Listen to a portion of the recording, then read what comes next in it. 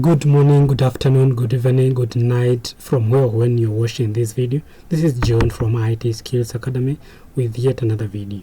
And in today's video, I'll be showing you how you can be able to create this cool admin dashboard using HTML and Tailwind CSS.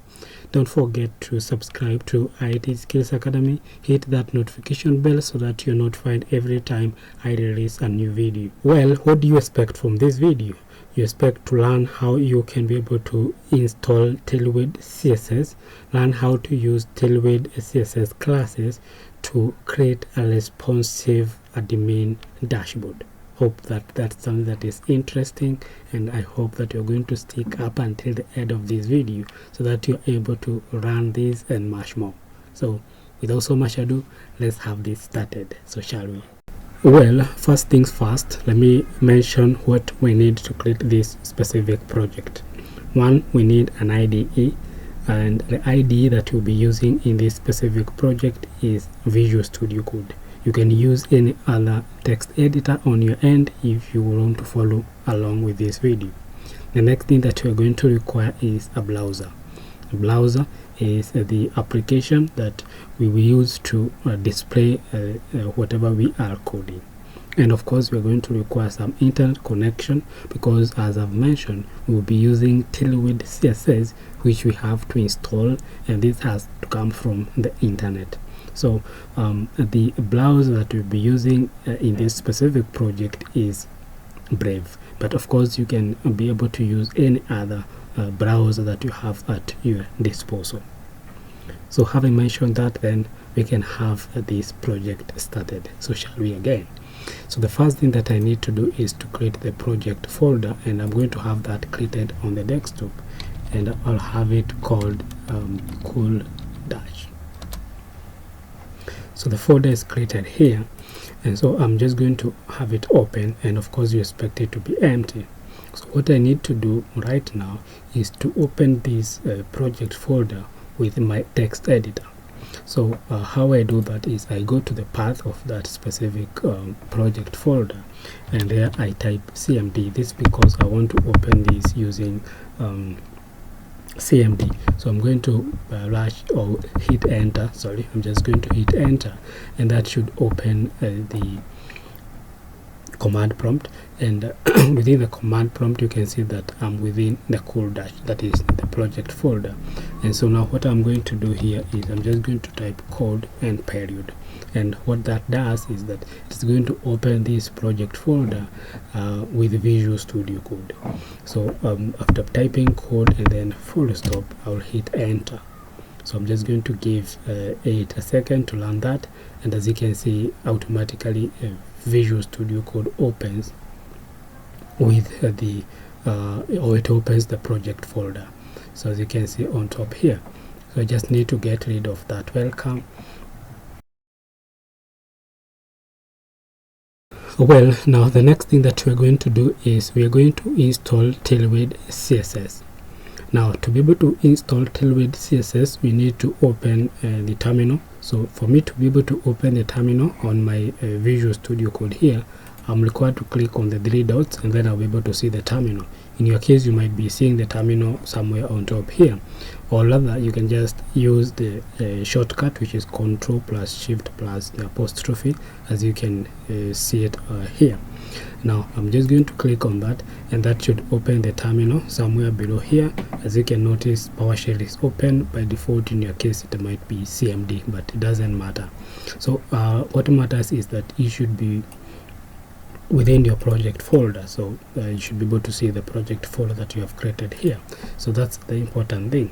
Now after that, now I'm just going to go to the Tailwind documentation, so that we can be able to grab a few lines of code there that are going to help us to install that. So right about now, I'm going to get into my browser, and I'll type tailwindcss.com, tailwindcss.com, and then it will take you to the official website, which is this cool website here. And then I'm just going to head on to docs over here. It has the easiest documentation, and as you can see now, here we have the installation, and we have several options here. We have the Tailwind CLI, we have the post CSS, we have the framework guides, and we have the pre-CDN. In our case, we're just going to make things simple and just use the Tailwind CLI because we're not using any framework, and we don't want to use the pre-CDN because we need to do some customization, which the pre-CDN will not help us to achieve. So to be able to install Tailwind CSS, we are going to require to go through these 5 steps. 1 is installing the Tailwind CSS, 2 is configuring our template paths, 3 is add the Tailwind directives to our CSS, and 4 starting the Tailwind CLI building process, and the last one will be to start using Tailwind in our HTML. So let's start from the very first one here, which is installing the Tailwind CSS, in which case we'll be using the npm. So I'm just going to come and grab this line of code, which basically installs Tailwind CSS globally. So grab that, copy it, go back to the text editor here and paste that line and just hit enter. So that is going to install all the modules that we need to run Tailwind CSS, or rather use Tailwind CSS, and we expect that to appear somewhere here. This is something that might take a few minutes depending on your internet connection, so I'm just going to pause it at this point, so I'm back when it's done. And so here we are done, added 112 packages in 1 minute, and as you can see, those appears here. So these are the node modules, and this is the package lock.json, and then we have the package .json here. You don't need to worry much about this because you will not be using it as much, but basically what we just have here is the development dependencies that we are going to use, and as you can see, we are using the Tailwind CSS version 3.41, and here we're just having some information about the project that we are creating. As you can see, the name of the project, which is cool dash, the dependencies that we are using, the 3.41, and all that other information. So we don't need these as much, but it's also good to understand what is happening there.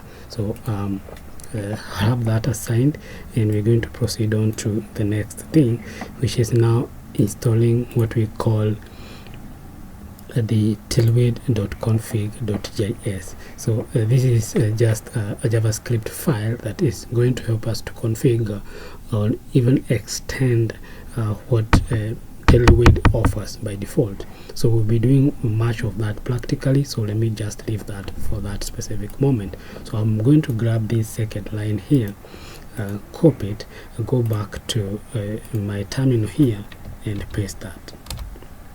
Hit enter after that. So that should be running right now, and that file should be installed, and we should see it appear here.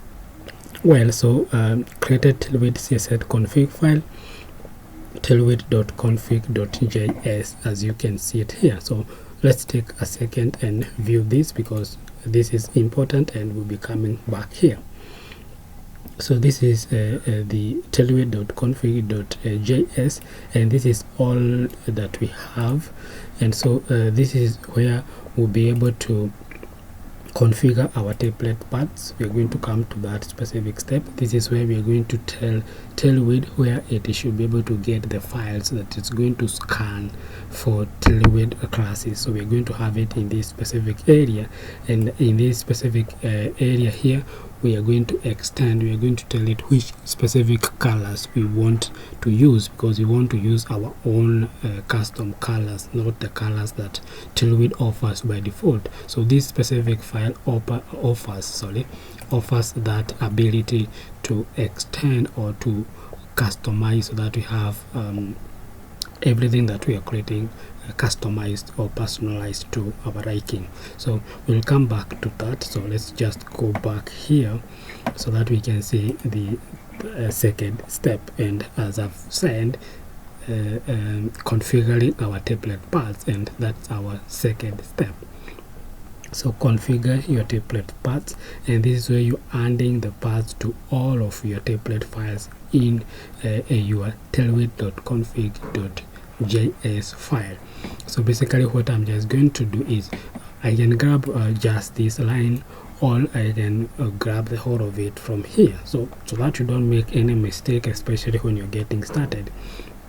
It's easy to just grab that, but essentially all that you need is what I have highlighted in blue here. So this the only thing that you need.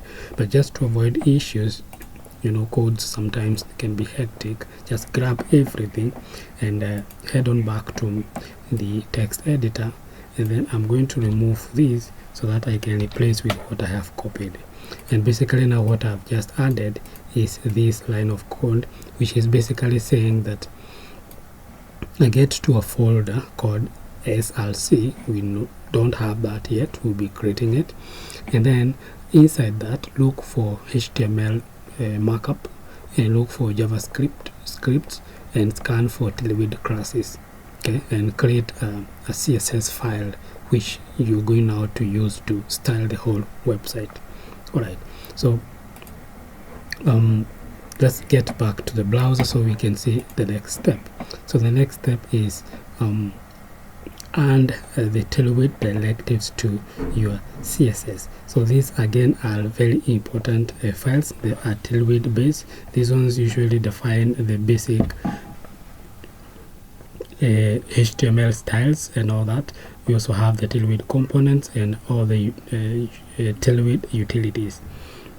So you're having the basic formattings, you're having all the components here and all the utilities. So we need this in our project. So Tailwind will be using all of this information to help us to style our project here. So what I'm just going to do is I'm going to grab this, but notice what we have here. We're being told that this one should be inside the SLC, and it should be these 3 lines should be within a file called input.css. So we need to do that first. So let me just have that copied and then head on back here, and within the project folder here I'm going to create a folder and I'm going to call it SLC. Now within this SLC I'm going to create a file and I'm going to call it input.css.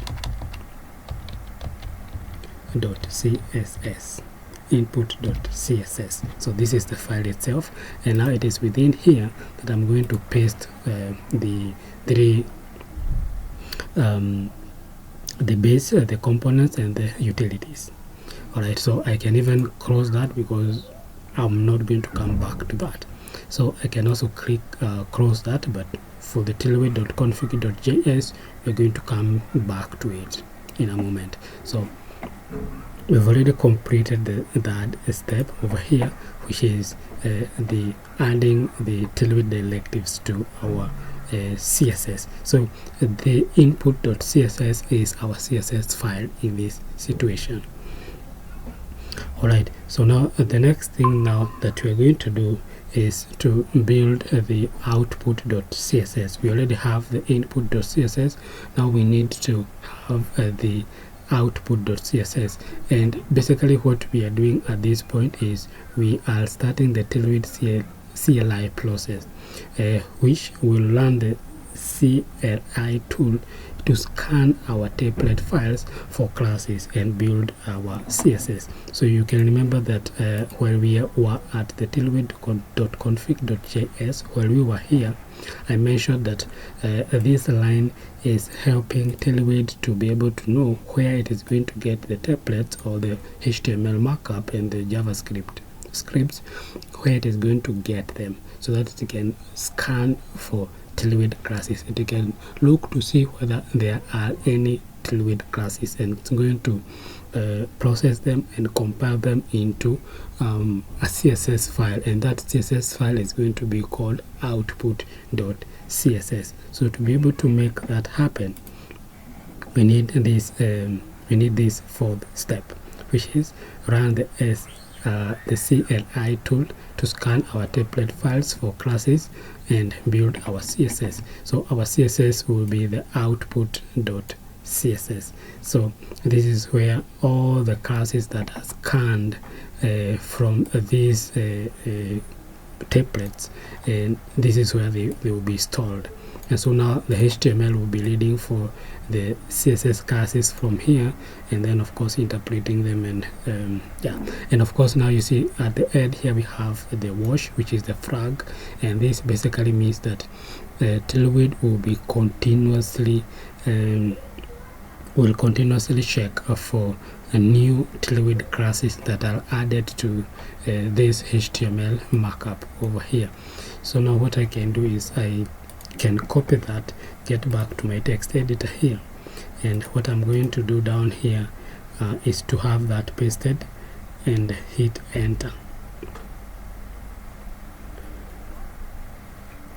And that should be running, and what I'm expecting is the output.css. As you can see it here, the output.css file is created within the SRC folder. Of course you can give it any name, but if you change this name you also have to change it here. Okay, in my case I'm going with the default, but you can have it with whatever name that you want. Remember, this is just the name of a folder where you are having all your CSS files, if I may say so. Alright, so as you can see now down here we are having a warning which is telling us that let's see it together, that no utility classes were detected in your source files. If this is unexpected, double click the content option in your Tailwind CSS configuration. So it's not unexpected, we expected this, because right now we are telling the Tailwind to go to this specific folder and look for a HTML markup, but indeed as you can see we don't have that. And so that's why we are receiving or getting this warning. So what we are now going to do, and that's our last step in the process of installing Tailwind CSS, is to have the index.html, in which case now will be to start using Tailwind in our HTML. And what we are going to do is we are going to grab this code, this markup that they have provided to us here, but notice that there are two highlighted things here, and that means that they are very important. One of it is the link. So this is the one that is linking our HTML with the CSS, and as you can remember we have created this output.css already. So we are telling it that this is our CSS file. And then of course now here we are having some Tailwind classes. Of course we are having the h1 element and we are having it with a class, and now these are the several Tailwind classes that we are defining there.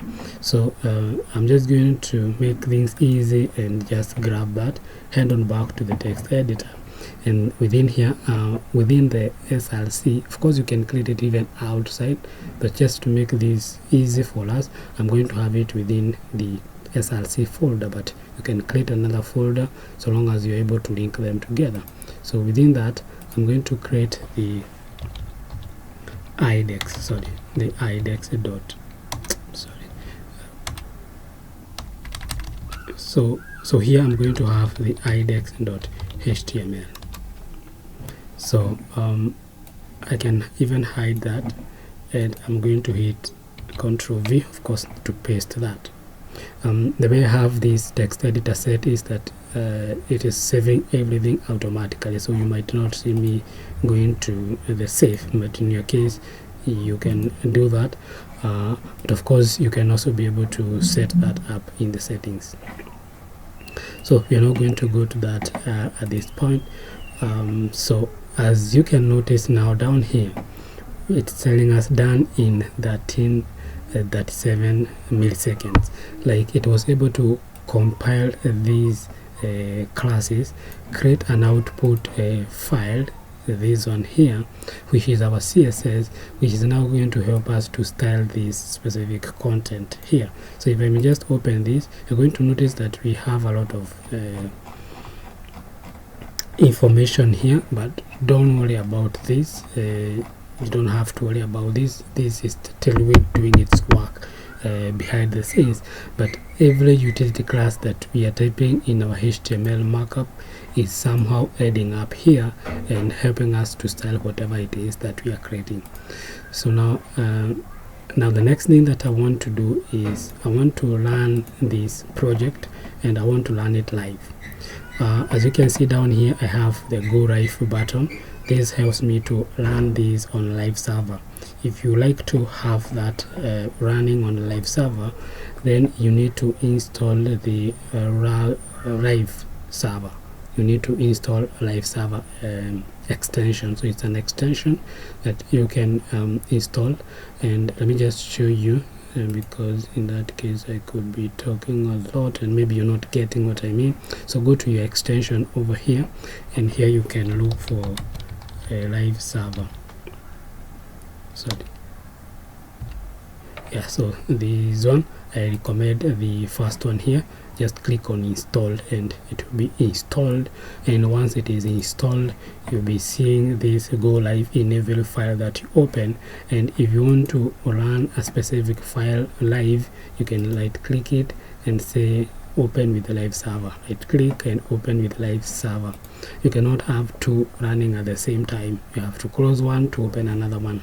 So that closed, so I'm just going to click on go live over here, and that should open the default browser, in this case Brave, with this specific project. As you can see over here, we have the hello world, and so that we can be able to see things side by side, I'm going to set this in such a way that the browser will be on our right and the IDE will be on our left. Sorry. Yeah, like that. Let me just make this small like that. So now you see, now we are having this. If I intentionally make a deliberate mistake here, you see that now we don't have any CSS classes, and so this one just appears as a default. But if I remove that, you're going to notice that it's now picking the CSS file, and the heading of the content is now styled over there, and that is as a result of these specific classes.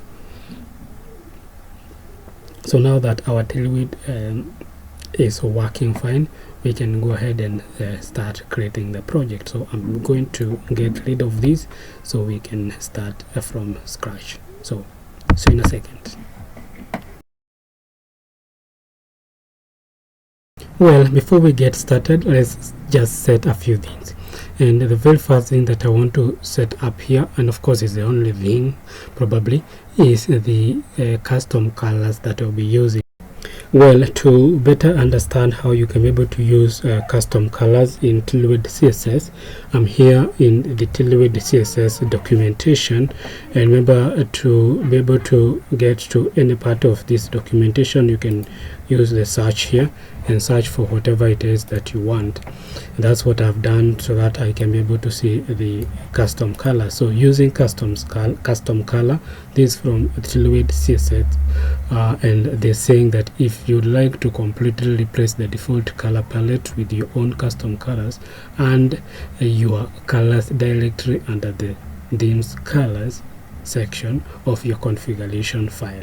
So the configuration file is the tailwind.config.js. This is the file that we installed, and all that we are required to do is to just come and pick we just like say colors and then colon and then the color brackets like you can see here, and then in between that we just add the colors that we want, the custom colors that we want, and then after that by default these colors will be made available anywhere in the framework, and we can be able to use all the colors, and this is by using the for example the text color utility, the border color utility, and the background color utility, so like it is being shown here. So here we have the color midnight, so this is the code, and they're just using the BG utility here and having that color, and they're also using the text color utility where they are calling the Tahiti color. If you want different shades of a specific color, there's what they call color object syntax. The color object syntax, and when your palette includes multiple shades of the same color, it could be convenient to group them together using our nested color object syntax, like it is being shown here for the Tahiti color. They're having it in quotes, then the colon, then the color brackets, and then all the shades that one requires. You may not require all of them, you may also require all of them, so you just add the ones that you want. In our case, we're just interested in just one shade of color, so I'm just going to use this one. So I can just grab this because there's some colors that I might need there, and I'm going to come to my tailwind.config.js. I'm going to get rid of these and have my colors there.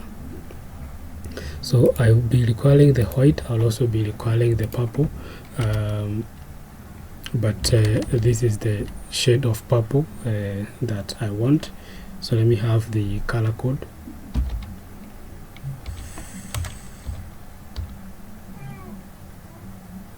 Sorry, it should be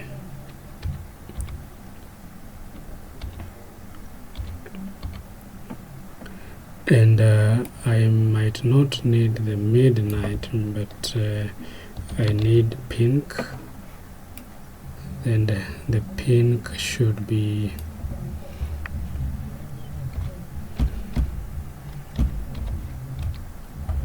and I don't need this Tahiti.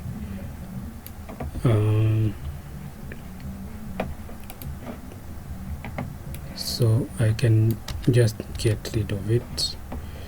Let me have the silver there. For this bubblegum, I may just have it there. I might not need this one, so let me just remove it. So the main colors will be purple and pink and metal, and of course the white. The others we can see where we can blend them. Yeah, so it should be like that.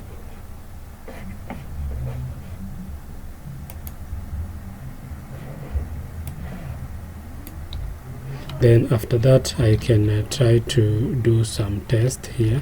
So I'm going to have a container, just call it text, and have it with a class, and I'm going to use the BG utility, so BG, and I'm going to have the purple. So let's see how that turns out to be. Nothing. Let's try to run the CLI again. So I'm going to come back here, pick this line of code, and I'm going to head on back to my Control Shift, and here I'm going to have that one more time. Let's learn it, because sometimes when you change anything in the configuration file, you will need to learn the SLI again. You need to learn it again so it can be able to pick the modifications that you've done. So it's rebuilding that, and it is done. So coming back here, we should see that color. So very nice, very good. So we can now, let me just have this now back to side by side. So this is the one that we need, and then this one we can push it far right, and now we can test the different colors. We can do pink. Okay, so pink is working well. We have the metal working well, then you have the silver working well, and of course white should be white, so we should not see anything. Yeah, so far so good. So that's working fine over there. So I can even now get rid of this and also this one. So now let's get started. So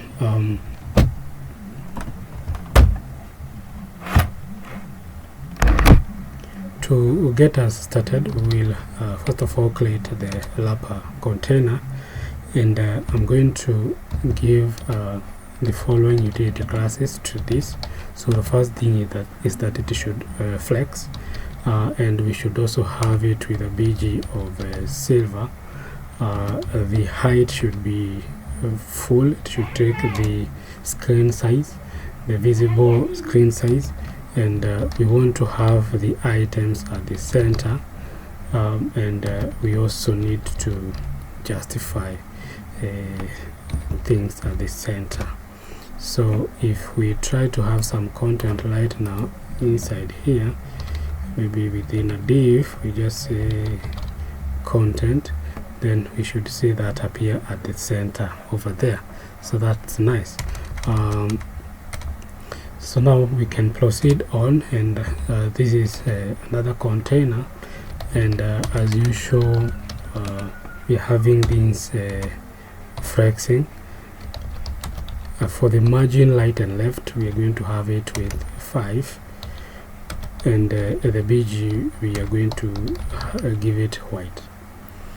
For the height, I'm going to give it a custom height, because as you see here, Tailwind gives us all these options that we can use for the height out of this, and you can be able to see that specific height over here. So like if you're talking of 1.5, it is 50%, but for us we want to use a custom color, I mean custom size. And so I'm going to have the square bracket, and here I'm going to put the size in percentage, like that.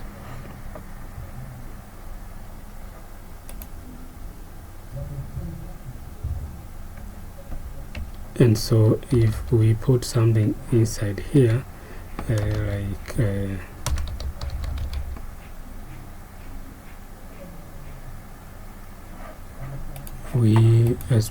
I expect to see it.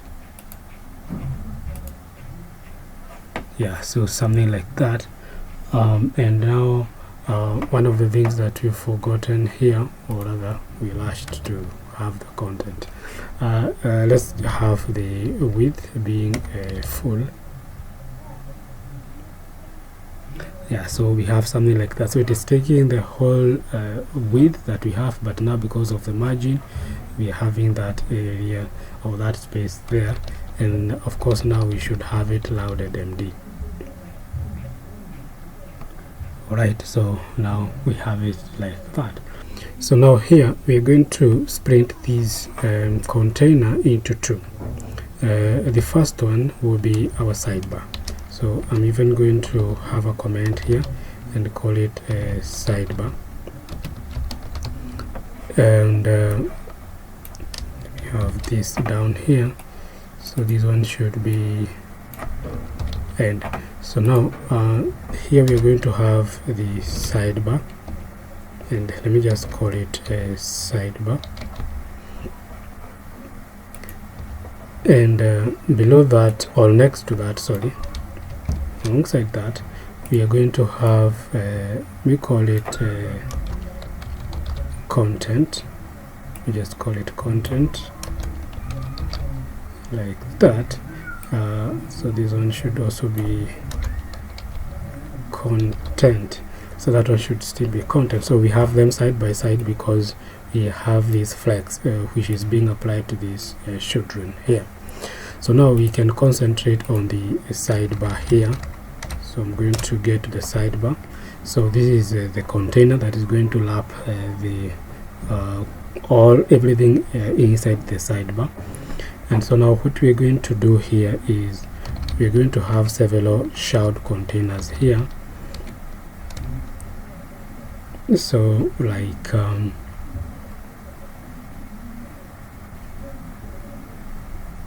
let's just have like how many, like 4 of them, and here we need to have an SVG. So I'll come here, and so I'll be here. So I'll get to the halo, so I'll get to the halo icons, and here I'm going to search notification. So grab that SVG.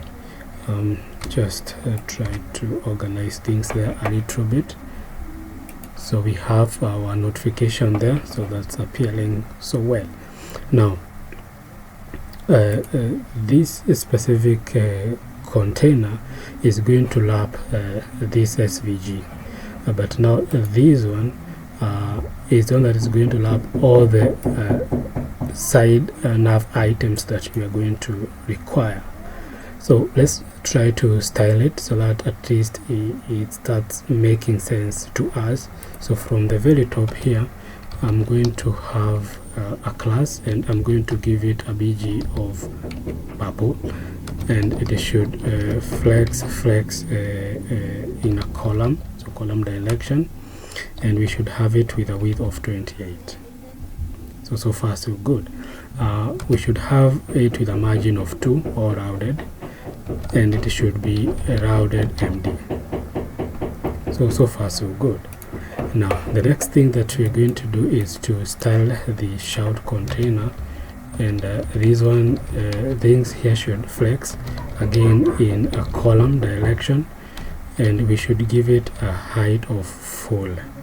So it's going to take this 95%, and here we want the items to be justified between, so we are going to have them distributed in the available space. So justify between, and they should be at the center. So as you can notice, the center has worked, but somehow the justify between has not worked. That's because we only have one item, of course. So all we can do here is let me try and see. Okay, first of all, let's just have this class here. So these ones again, flex call. We should have them with a gap of 8. The margin top should be 4, and we should have the items at the center. Alright, so far so good. So now we will need to have a series of side nav items here, and another one at the bottom here. So the sign out, of course. So what we can do is within this container, the one that has the justify between, we are going to have 2 containers. So we have this one that is going to have the topmost items that are going to appear here, and then we are going to have below that another one that maybe we can call bottom, and that should appear at the bottom, as you can see here. So it's appearing at the bottom because we have said justify between. So because of this justify between, we are having the items distributed within the available space, so it's being pushed to the very bottom there. So we will be styling it in a minute. So let's first of all concentrate on the topmost part here. Alright, so hoping that we are still together up to that point. So now that will be our topmost item there, and we can style it a little bit. So like we can make it a flex and give it a padding or rounded of 4. Yeah, so that pushes that to that point, and then after that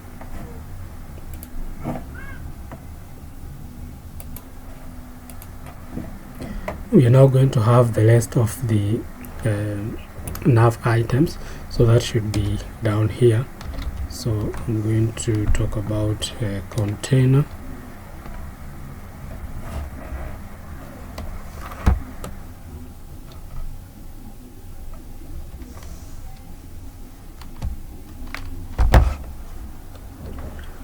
and here we are just going to have the SVG.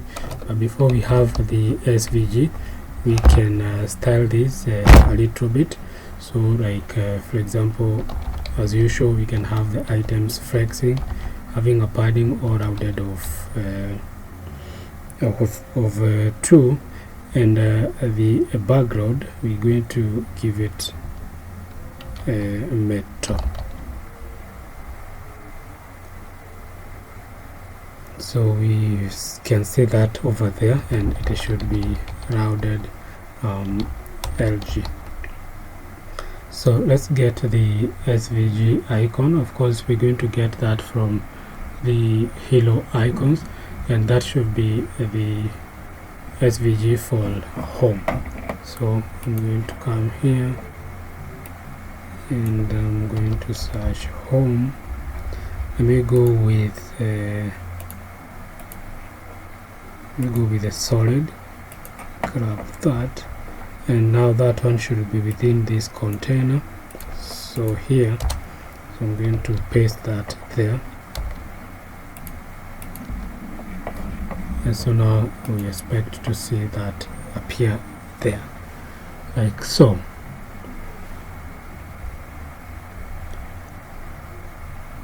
Alright, so now we are going to have several of such. So I'm going to just come and grab this.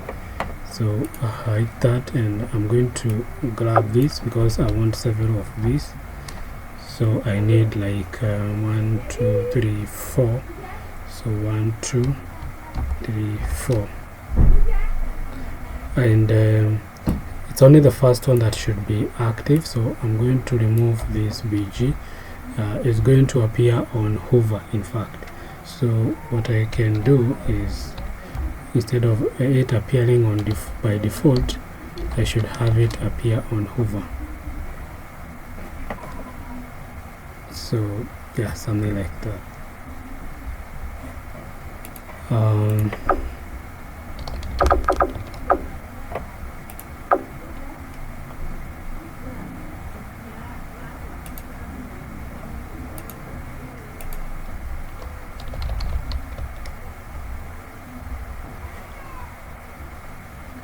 Alright, so far so good. So all we can just do now is to change the SVG icon. Let me see, we need this one here. This should be the second one here.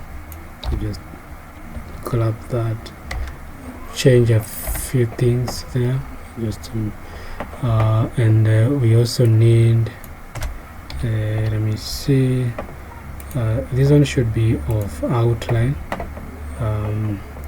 So that one, that the first one is done, the second one is done. So I now think that we should be going to this one here, and let's see what's happening. Yeah, so far so good. This one should not be, should be this one.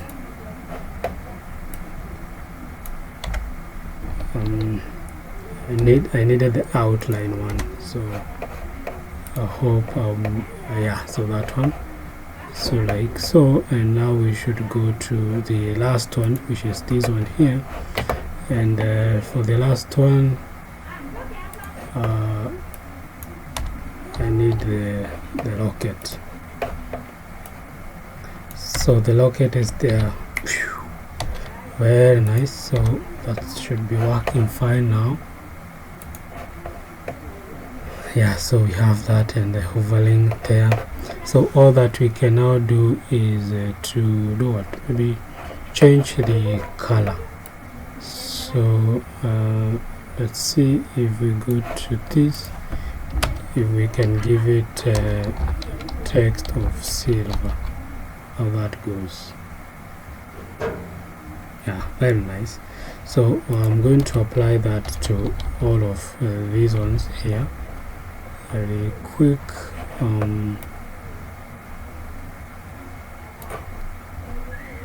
So it's my hope that you guys are getting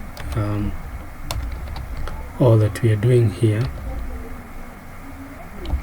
And so if you're getting all that we're doing here, oh sorry, this one should be text. So let me just concentrate, because so text of silver. Very nice. And lastly, text silver. And we made a mistake somewhere here. We applied the BG. It should be text rather. Very nice. So that's appearing there. Let's see on full screen what's happening. Yeah, so far so good. We should have it on that specific end, and no changing of size or anything. So far so good. We can now proceed on to the logout. So I'm going to come back here and talk about log out. Oh, that should be, let me see the arrows. Yeah, should be the arrow, and it should be this one here. So I'm going to come here and replace this bottom with it, and of course now I'm going to style it a little bit, so that now it's at least making sense. So this one is going to take the padding all outed of 2, and on hover we should have the BG being metal, just like the others. And for the margin bottom, we notice that it's too close to the margin. We give it a margin of 3, and the text should be silver. Alright, so and we are also going to say that on hover we should have it rounded LG.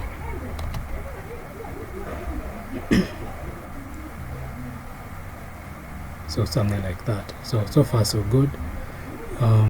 Well, so let's now continue to the content section. The content section, and I always like to structure my content well, so that I'm able to understand where everything is falling and all that. So that's why I'm writing all these comments that you can see aloud here, and also the same I take it here, so I have a picture of everything that is happening. So now, talking about that, I'm going to create the main container here for our content, and this specific container, we are going to have it split into 3. So we are going to have it with the navbar. So I'm going to have that comment there, navbar, and we can even have a div for it here, navbar, and below that, or after that, we are going to have the middle section. Let me just call it that way, middle section. So middle section. So we're going to have that there. So I can even just call it middle. And lastly, we are going to have yet another container, and for this one we are going to have it outside this main container here. So I'm going to come outside here, and I'm going to have another container. Let me call it right section. So so because it's going to appear on the right side. So at this breakpoint, they're all going to appear like that, but if I push it like that, you now notice that these ones are in a low, and this one is appearing there. So one of the other things that I can now do is to come and style this parent container here for these items. So I'm going to give it a width of auto, but on large screens I want the width to be full with a margin of 2. As you can see, that has only affected these two, the nav and the middle section, because now this one should be styled differently. So we are going to have it flex in a column with a padding of 4, and automatically or by default should have a width of automatic. On breakpoint we are going to give it a width of a third. Should have a margin all rounded of 2, and the BG we are going to give it silver, or let me see, let's first of all work with slate. Looks like we still need another shade of the silver color, so rounded edge.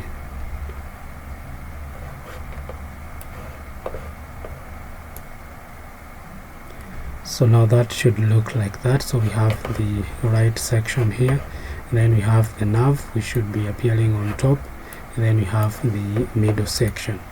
So now we already have some direction of what we are expecting. So now therefore we can proceed on with some confidence that everything is going to work as we expect. So now that we have that working fine there, the other thing that I'm now going to do is now to work on the nav bar here. And what I'm going to do here, just to be able to see everything that is happening here, is I'm going to just use some colors, BG color. I usually like to do this so that I'm able to get a picture. So when I'm positioning and styling everything, I'm able to know where the information is. So the nav bar is there, it's fine. So now the other thing that I need to do is now to have the content that we need there. So here, let me just put some numbers as usual. So we have 1 and 2, therefore means that we need this flexing in a low like that, and we also need them to go right, like we need some spacing between them, so something like that, yeah. And I also need to have some spacing between the names or between the numbers here. So I'm going to talk about mx of 3,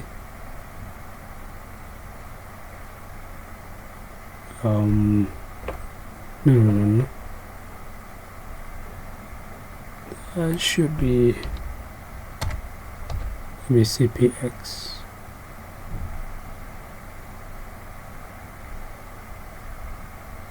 Yeah, so the numbers represents the content that I'm going to have there, so it means that it's going to start at that point. Let me give this section here some height. Let me try to have it with a height of 8. That should be enough.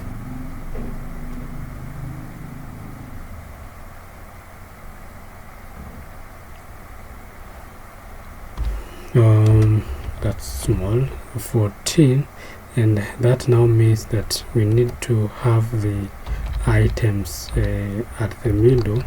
So items center. Yeah, so far so good on that small device, but on large screens, yeah, it should look like that. So far so good. Now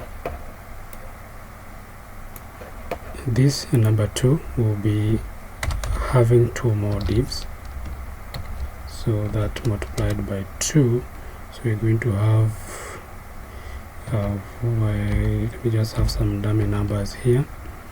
So that one will be on that end, and of course we are going to have them flexing in a row like that, and let's also give them a gap spacing between them. Okay, so now this one we are going to visualize it. Let me have it with pink. All right, let me also give it a width. Try to give it a width, and let me see, a half. Not quite. It's a half of what? That's because the main one doesn't have any width, so it's not understanding. So let me try to give it a width of full. Just okay. I thought that would fix the issue, but it hasn't, because I wanted to have that part with a certain width. Yeah, so we have that width there, and so now this should also justify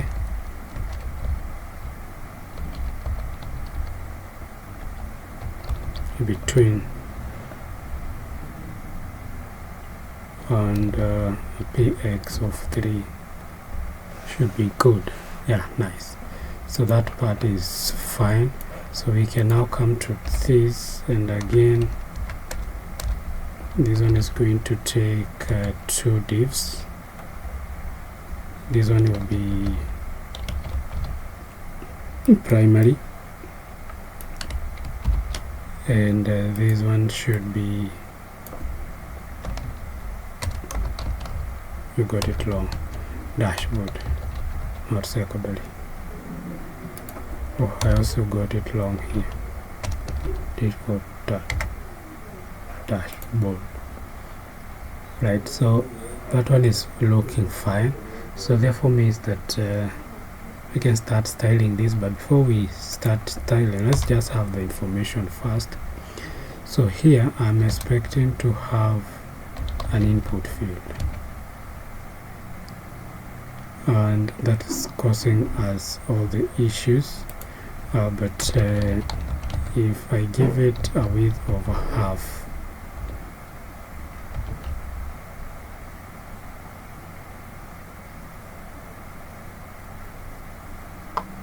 that is the input. Let me see, input, it's taking all the space that it requires in this world. Width of 14, 28. Yeah, so that should be better. Let's see on large screen. Yeah, so on large screen it should be quite big. So this one should be on small, but on medium breakpoint we should medium screens we should have 2 to 40.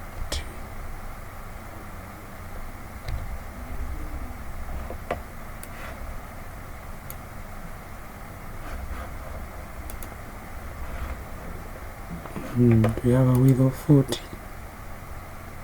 Yeah, 64.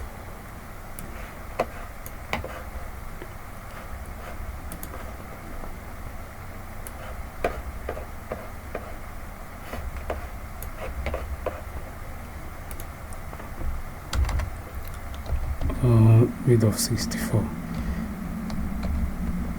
Yeah, it was not working because I also didn't have the W for the width, and that one should be working now.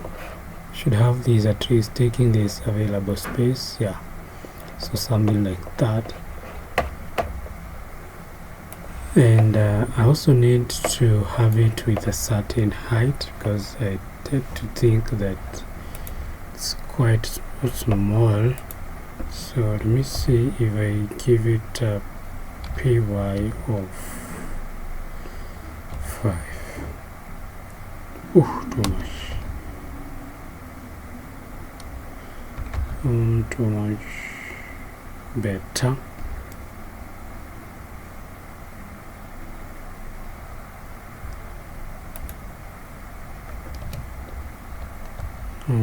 Padding of 2, that should make it big.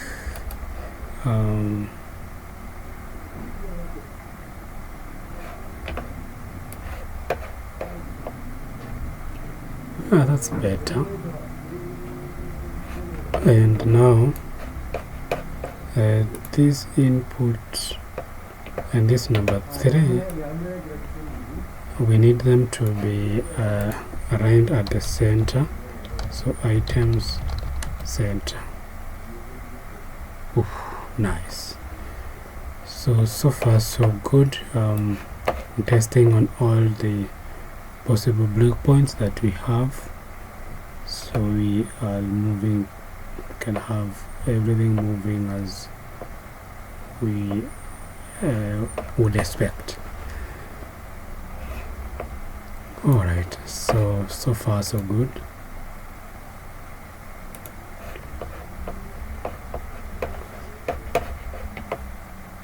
So now that we have that there, we can now come and have the image here.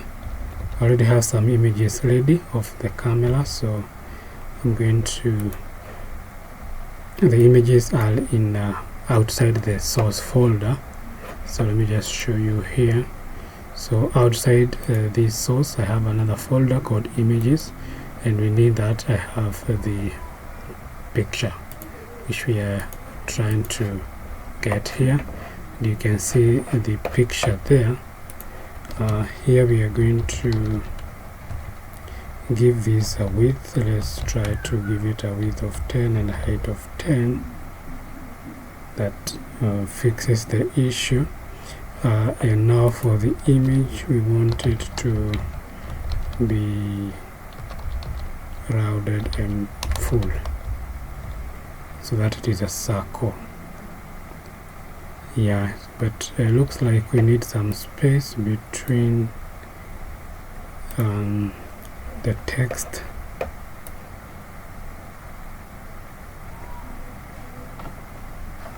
need some space between this and this, and we already have a gap of 5 here.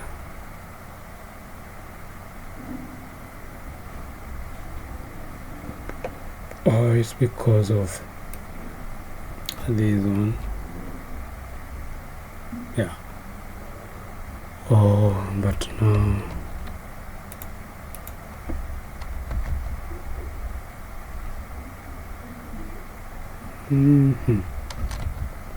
We usually have a padding of 1. I don't think so. Alright, I don't think the spacing is good, although it's quite small. Yeah, that breakpoint looks nice. On medium, yeah, we are having it in a very strange way there.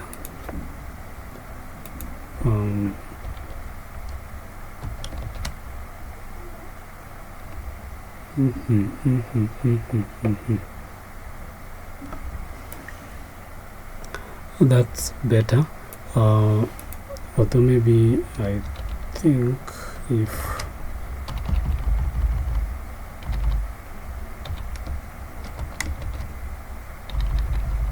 Let's see if we can make the image smaller, like we give it 8.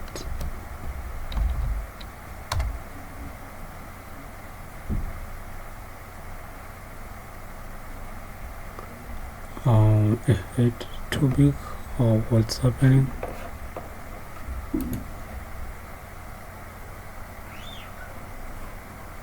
Yeah, so that's better.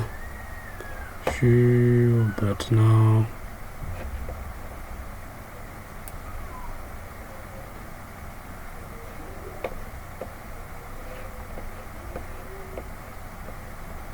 yeah, that's better, because we are not going to have this background, because I was worried that these are too close to each other, but we are not going to have that there at the end of it also.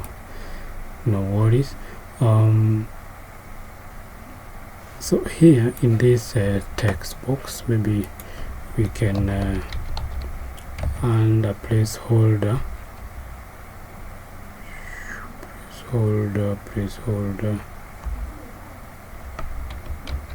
confusing me here. Placeholder, we can just call it search, and we're going to style this search input. So like, for example, we can say, let's try to have it being transparent.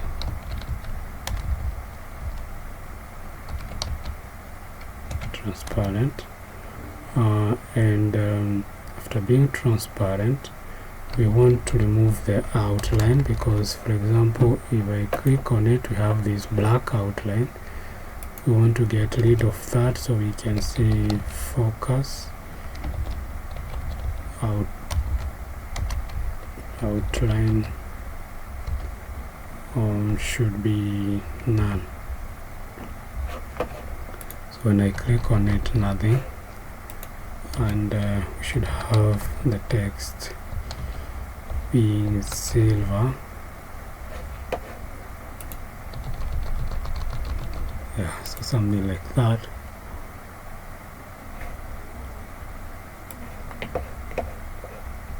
I'm just trying to modernize it a little bit here.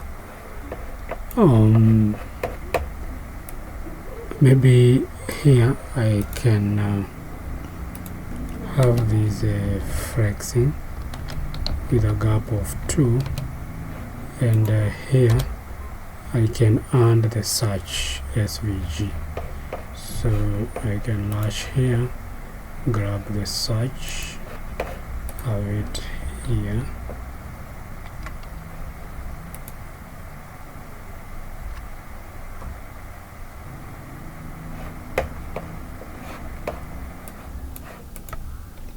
and the SVG is nowhere to be seen.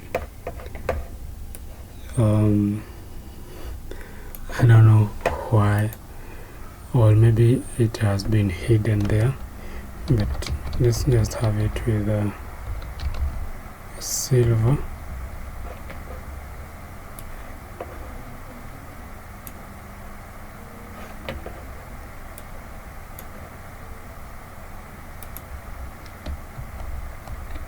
And nowhere to be seen.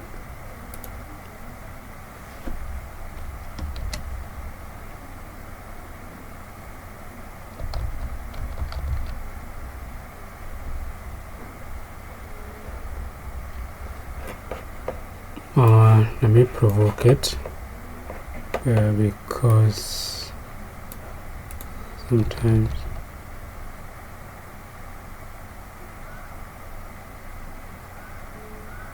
looks like it's the SVG that might be having an issue, because you're having that there. What's wrong with that SVG icon? Let me try it again. Copy it. Copy that.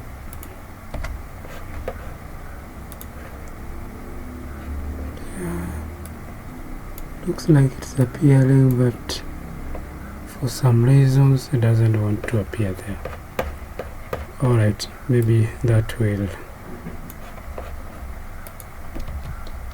we're going to fix that later, but let's have the items at the center so that when it decides to appear, they will be aligned properly like that. So therefore we can get rid of the backgrounds now, but before that we can style this. So this one to be semi-bold, taking, let me give it silver,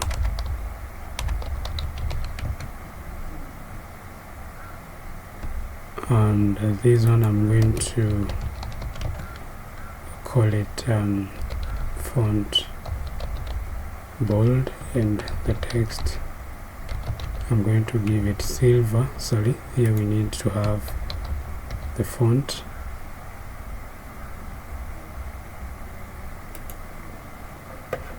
and this one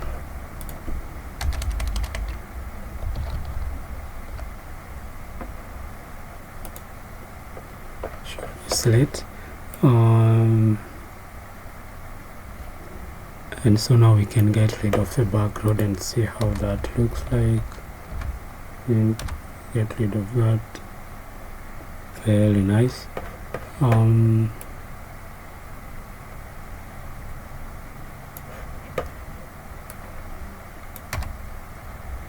This one we're going to have it with silver,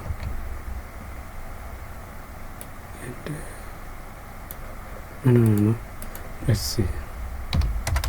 This one, whatever you give it select, it's visible, and this one we leave it to be the default.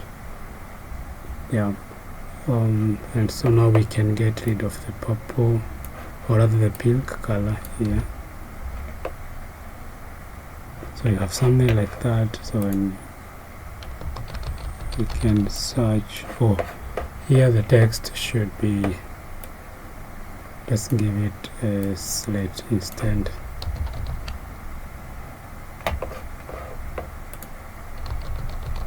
Yeah, so that's better. Nice there.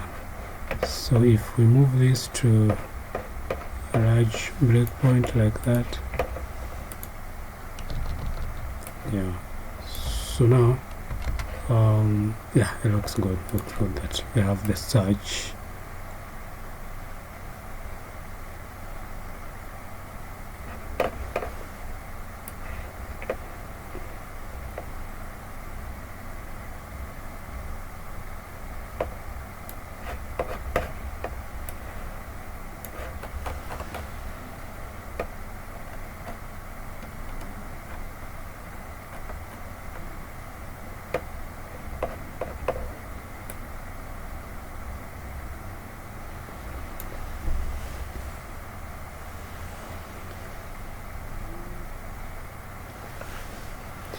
Maybe to make it a bit visible,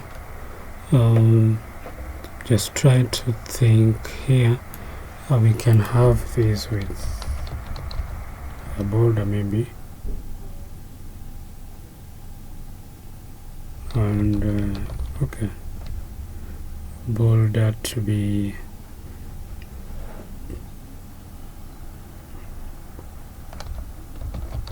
slate. And it should be loud and MD. Yeah, so that tells us that we need to increase the gap. If we give it 3, yeah, better. So if I enlarge that,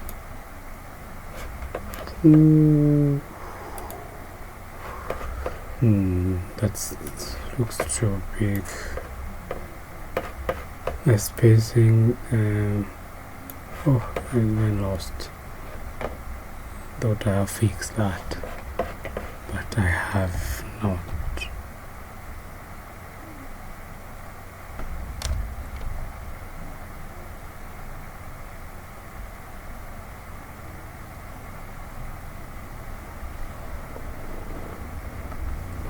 Yeah, because it looks like the two are touching each other.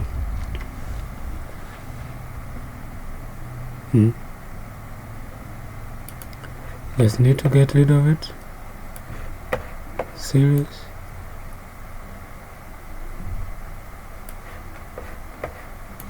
Okay. Let me see. MD gap of 2.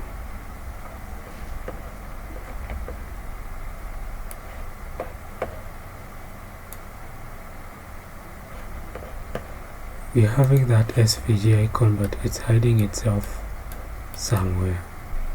Yeah, the SVG is still hiding itself. I don't know where it is hiding on a small screen. I think it's because of the width or something. It's making it to, yeah, but now we've lost the image.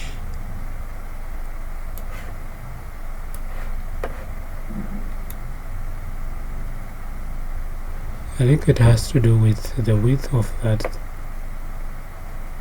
part there, because you see at that point we are having the image just disappearing.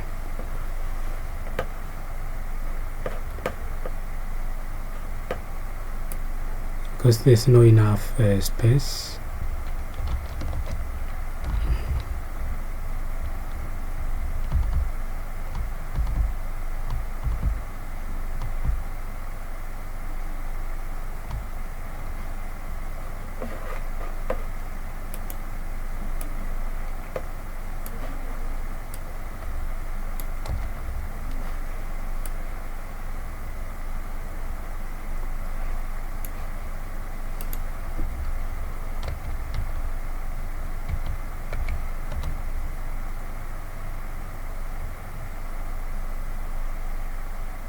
Yeah, we're having it there, but now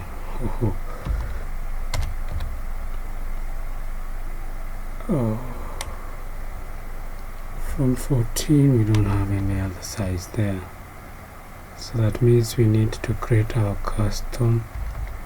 Let me try to have a custom size here. Let's say 10 pixels.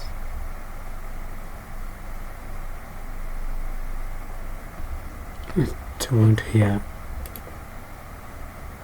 anything like that. 5 pixels.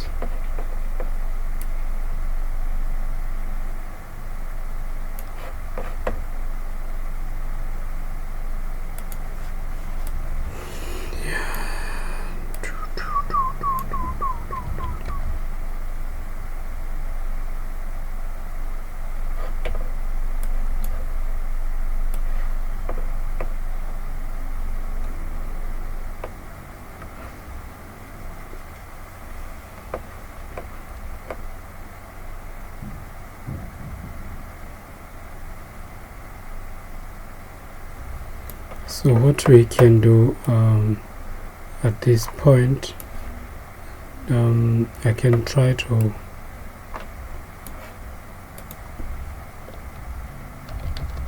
have this hidden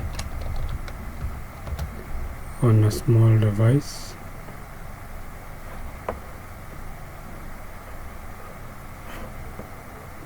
Yeah, so something like that. So this one takes back the size of 28. Yeah, but it now makes the image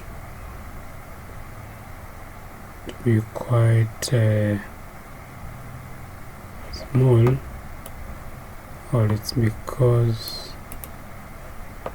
I have given it a width of 8. But let's see.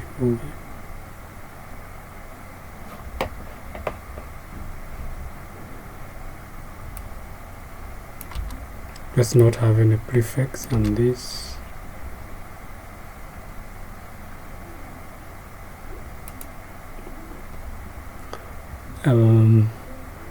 Yeah, and so now the next thing that we can do is to have this item center justify.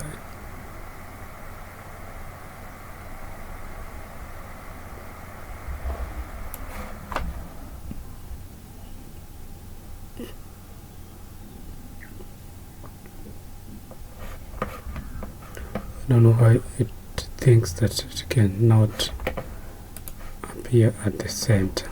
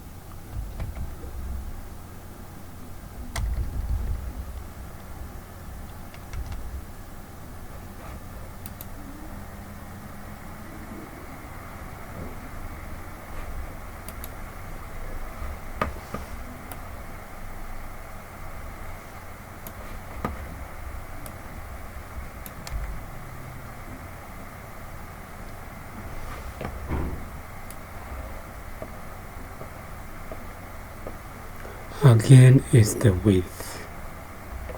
So that width has been causing us issues all along.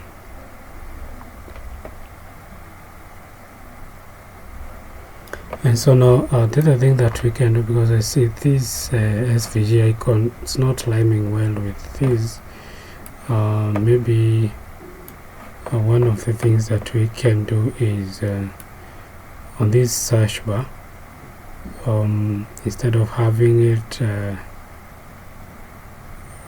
just allowed it, we can have it loaded right.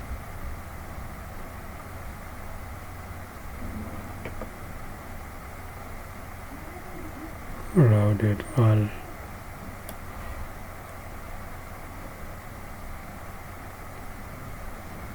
Yeah, so now in that case we can have this SVG with a BG color. Maybe we can give it a slate.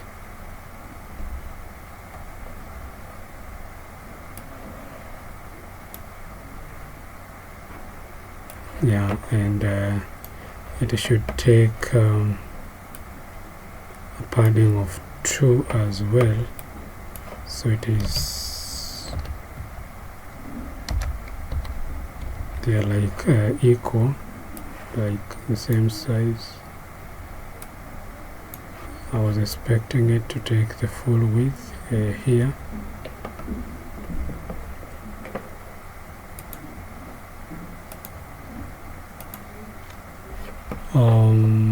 Could be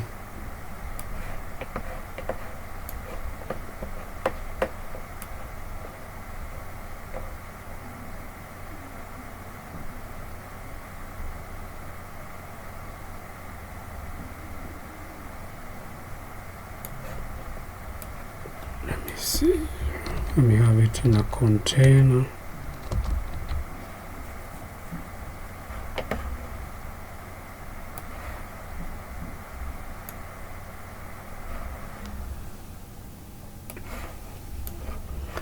And after having it in a container, I can try and remove this padding from here.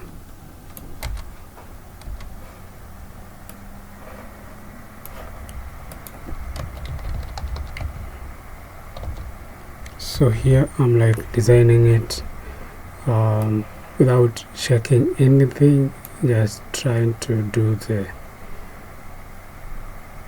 try and error here. So the padding for that part there did not work out well, because this one,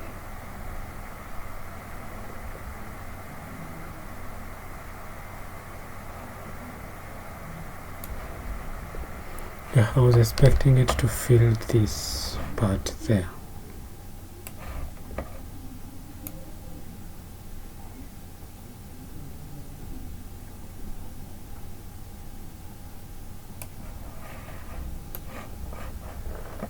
But now what it is doing is totally different.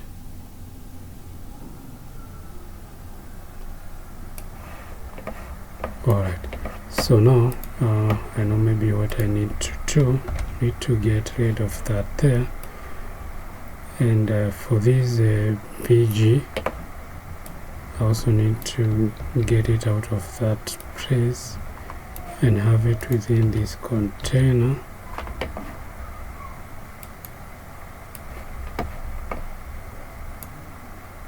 Yeah, now we have something like that.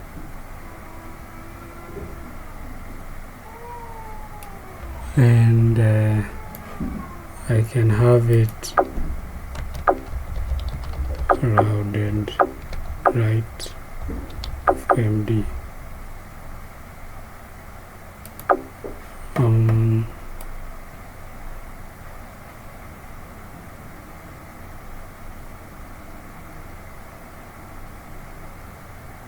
Oh sorry, I have it in the wrong place. So where is that?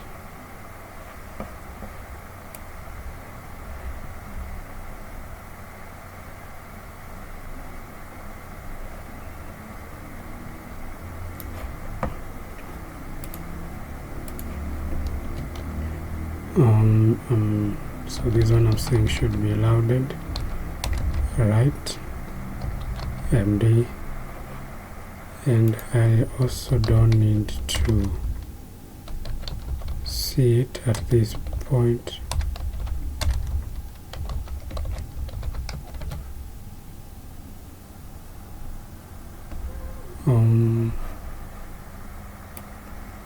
That should be left.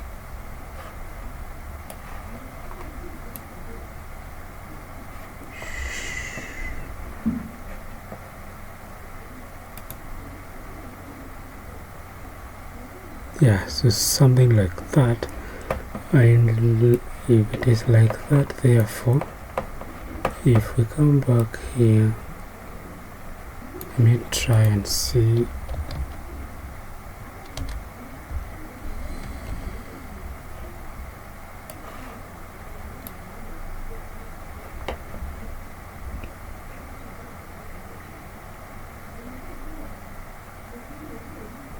Oh no, that one is just making it.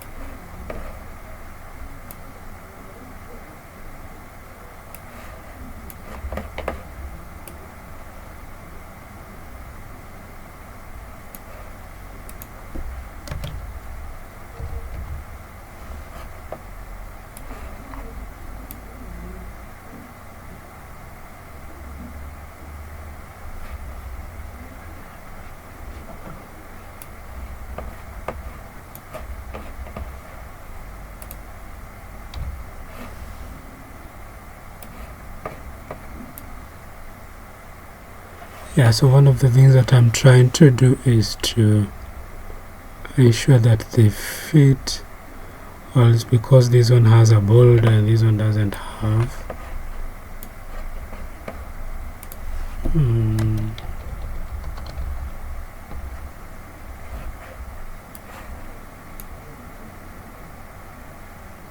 Yeah, and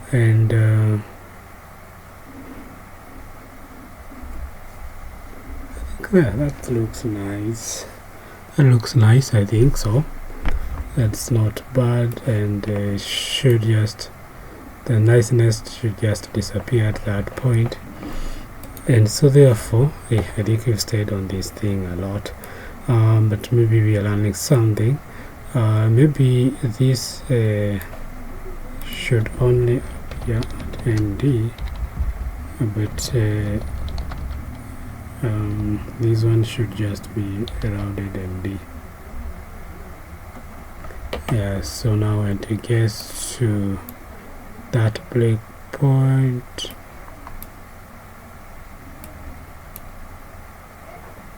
oh no, we should have it going back to normal at that point. MD, eroded light, MD. Yeah, I wanted it at this juncture. It should go back to this part not being rounded, and then after that, when you get to this size, then you have it back to being rounded. One of the other things that we can do is just to get rid of this loudness here. That at least should just have it look a bit nice. Yeah, that's better. That's better over there. And just to maintain the color theme here, instead of having it with that background, finally we can let me see, have it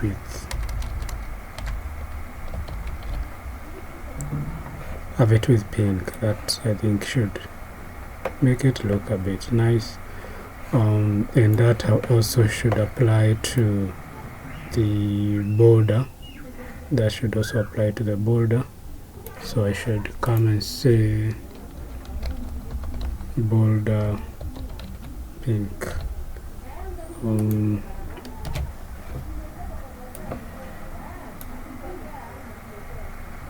So okay, it's taking some time to get that. Yeah, so that should be good. And maybe I can also decide to have this with pink as well.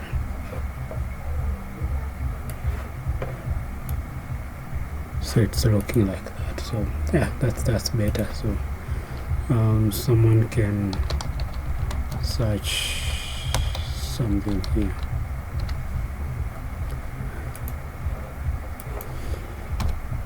Okay, so that is looking good. So it takes us to the next thing, and that is now the middle section here.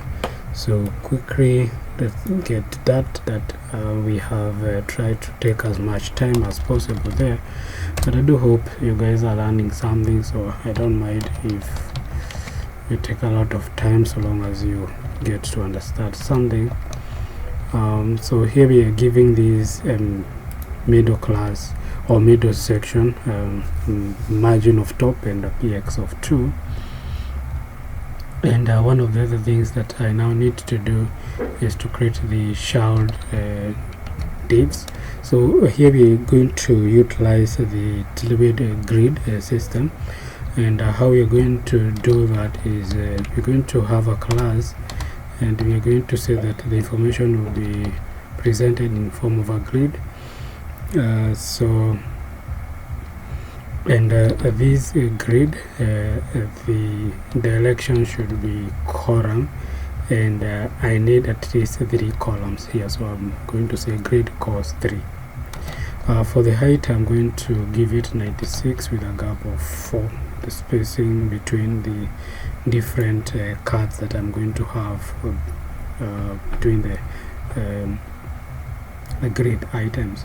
So now I'm now going to have the grid here, so I'm going to have 3 containers, and just for visualization I'm going to number them, and so you see them as 1, 2, 3 in a column, because I have stated that it should be in a column here. So that is in that specific view. But if I push it to a different breakpoint, you now see they appear like that, and this one is appearing on the light, but on mobile it should be at the bottom there. So far so good.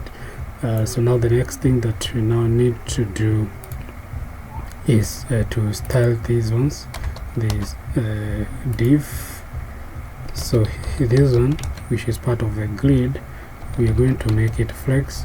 Items in it, we are going to have them at the center, so we'll use both justify center and items center, and we want this on mobile. We want it to take the space of the 3 columns, so that one card is filling the whole space on mobile, but when it goes to a large screen, then they're going to take the available space, so that you have 3. So let's try to do it practically. So here I'm going to use what we call the call span, and I'm going to have this spanning 3. So because we have 3 columns, so this one is going to take 3 columns, and so that we can be able to see that, I'm going to give this a background color of purple, and maybe so that we can be able to again see that. Let me just have something here, so something, and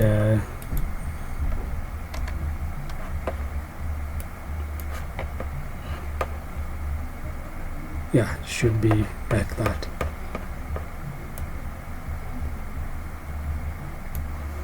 And now we should also come and say that on large screens we should have this one taking the space of 2 columns instead. So we're going to have 2 cards at this specific breakpoint.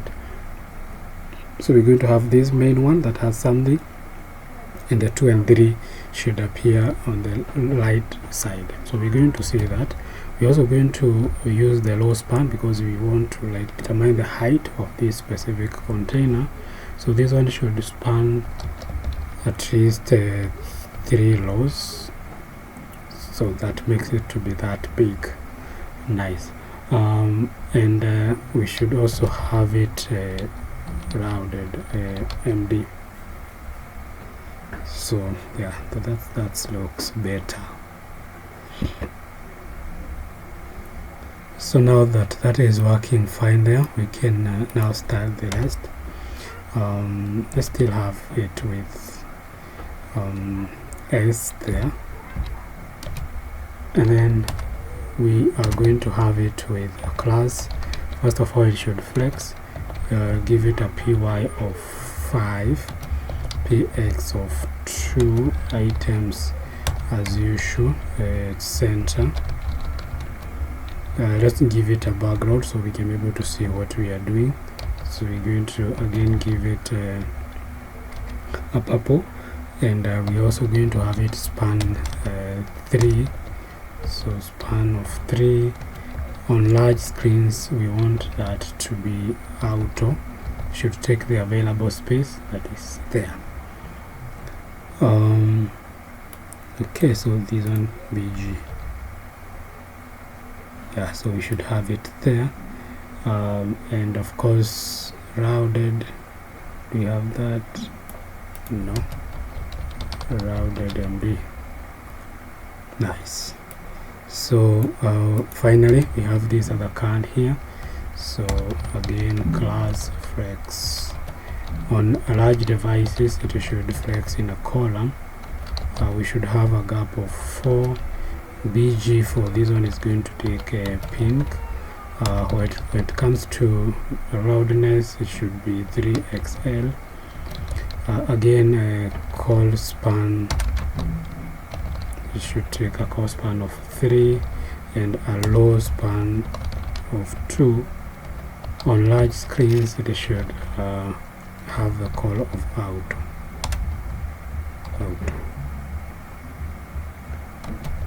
And of course should be loaded. Do you have it loaded MD? Yeah. So on that specific view or screen size, we're going to have it like that, but when we push it to a different breakpoint, it's still in a column, and at that specific breakpoint now we are having them like that. I was expecting that this should be auto, so that it takes this specific space, but it has decided not to take that available space there. So this one should at least and also this one, they should span to take this space.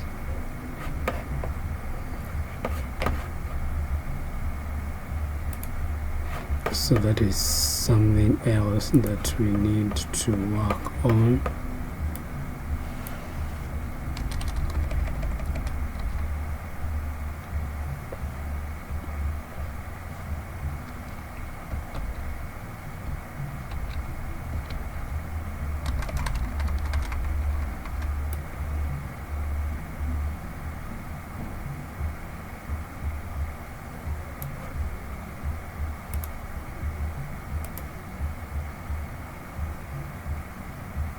No, it looks like, let's just put the MD. Okay, so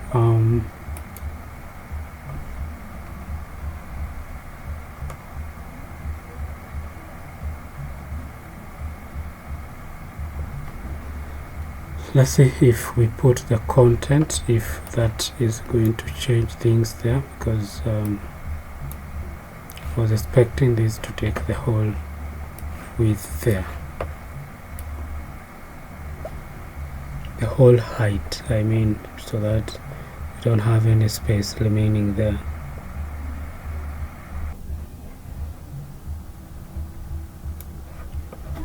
So now that is there, we're going to put some content later, so let's just leave it like that for now.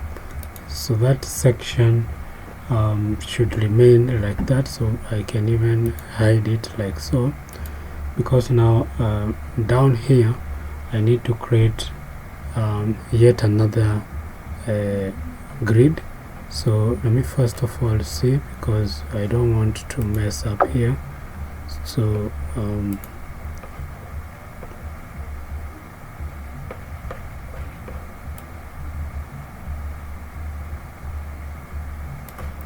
yeah, so let me hide them like that, this one hidden like that, so that now inside here, inside this main container here, we can have another and this one is also going to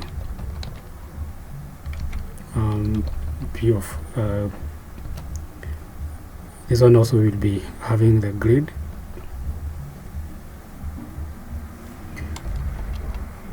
And so here again we're going to have a grid call, and this one should take 3, so it calls 3, and we are going to have a gap of 14, and on large screens we are going to have this with a margin top of 8, and the height we're going to have it as outer, while the height on a mobile we're going to have it as 48. So we're not seeing anything yet, of course, but we should see everything as we put in some content.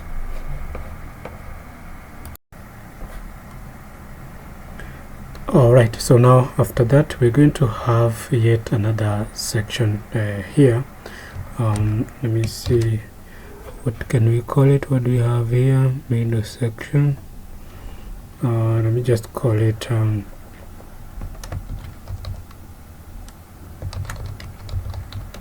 section 2. This is just to help us know where we are. And so here we're going to have a grid. We're going to have the information displayed in a grid, and so this container we are going to have it with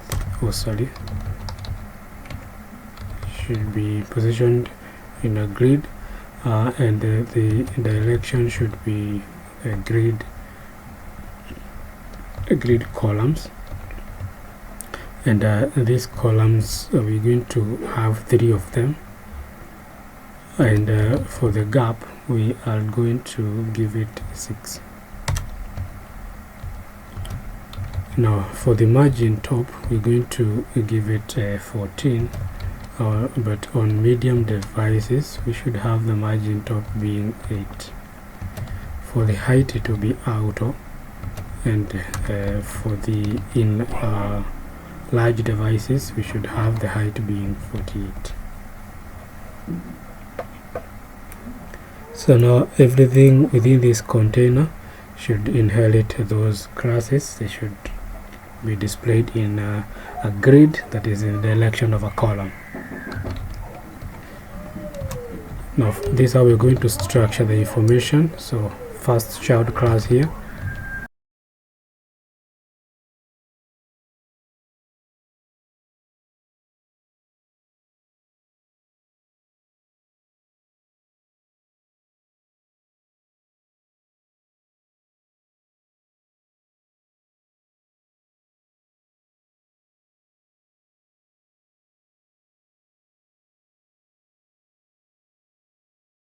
So on mobile they should sorry, I'm repeating that. On mobile it should span 3 columns, but on this breakpoint should only be 1. For the background color we are going to give it white.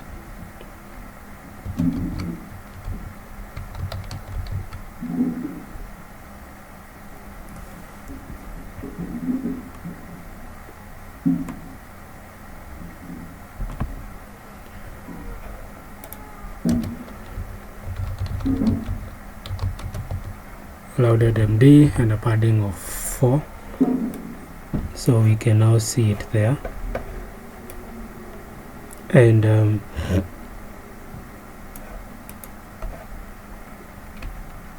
if I can maybe try to have some stuff here, just some text, so that before we start creating anything we are sure that it is working fine. So this will be one of the cards in that grid, and if I duplicate it I should be able to see the second one appearing there. On mobile it should be like this, should be in a column and on top of each other, but at this breakpoint they should get to that specific point. I don't want it to be scrollable at this point, so maybe let's try to fix that.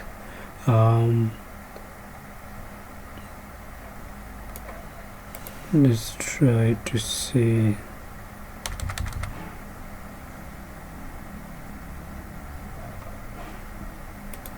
Let me give it a padding of 2.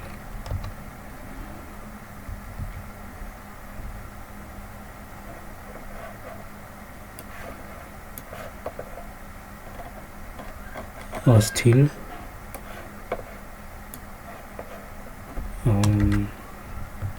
px of 2,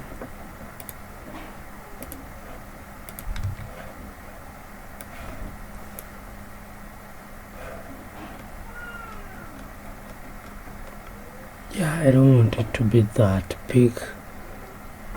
I don't want to be scrollable at this specific point.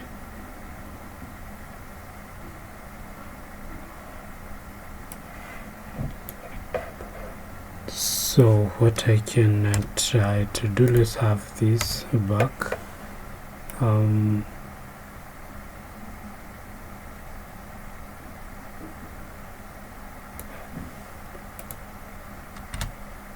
Let's try to reduce the gap between them.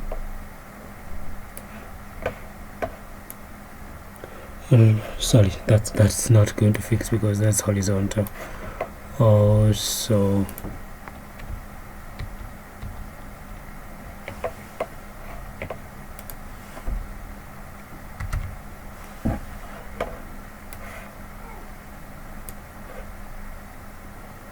yeah, I've just given it a margin top of 6.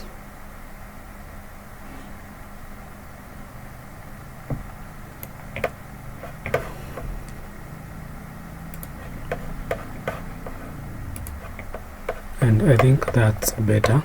So now we are still going to expose it to another test because we want to, let's just do it practically here. So I'm going to get rid of that, and I'm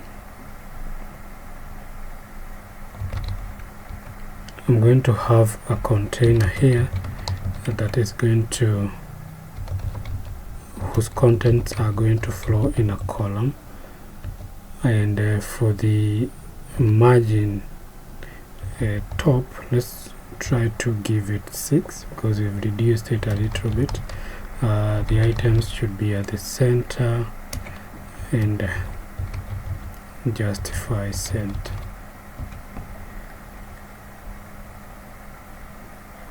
Alright, so let's try to now have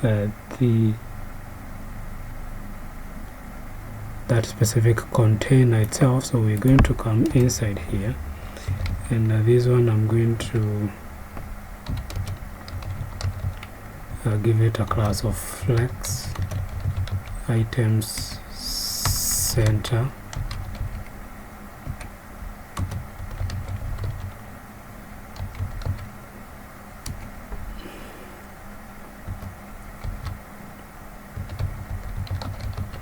We're having the text being select. For the width we are giving it 14 and a height of 14, rounded MD, and for the BG color it should take purple. So we should now start seeing it.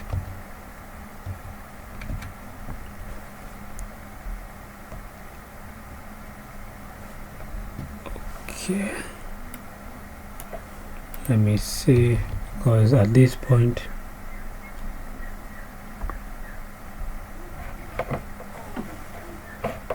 we ought to be seeing that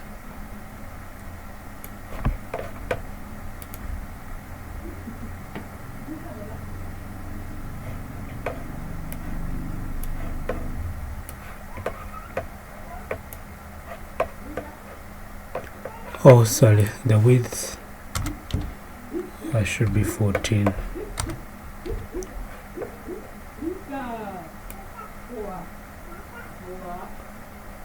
And that's the same thing that we want for this other one. So I'm going to grab that. I'm just testing things here before we even have any content. Yeah, that looks better. And what about at this breakpoint? Yeah, still not scrollable, so that's good. So therefore we can now have some content. So let me just get rid of the second one here, because for that we're just testing the spacing, and it looks like it is fine. So we can work on this one, and then after that we can duplicate it. So now inside here, instead of having this, we are going to have an SVG icon, delete, and this one should go like that, and boom, you should see it there. But now we need to fix the color because it's not visible, so the text should be silver, so we should be seeing it now.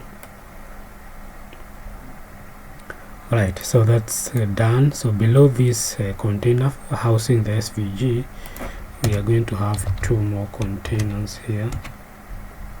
Alright, that did not work out well.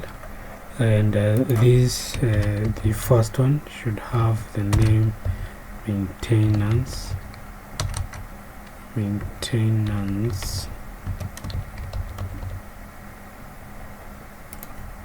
and this one should be 2 weeks. Nice. Let's just have this being bold, sorry, font bold, while this one takes font semi.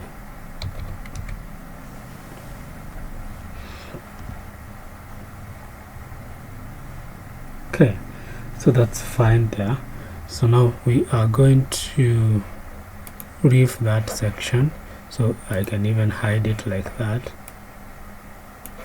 so that now here it is we're going to have two. So we will have the first one, which is complete, and now we are having another one, another container wrapping several other child containers.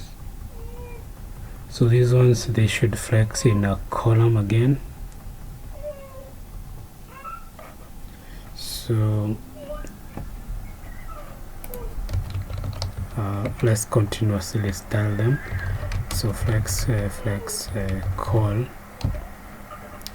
and we are going to have some child containers here. So this one should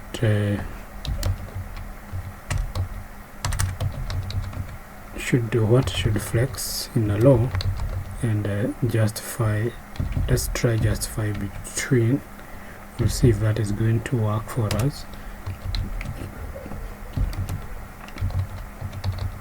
For this one, flex in a column.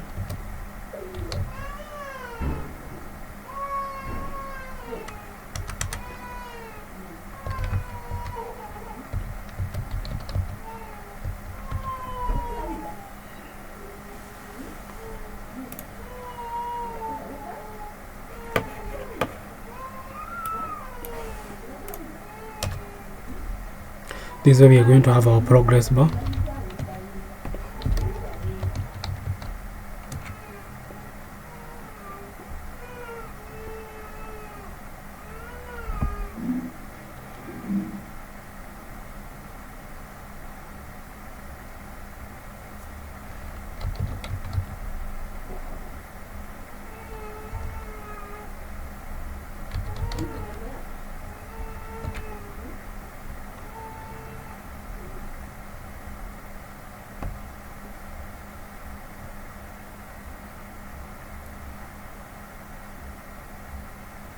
So this one, let's give it a text of slit,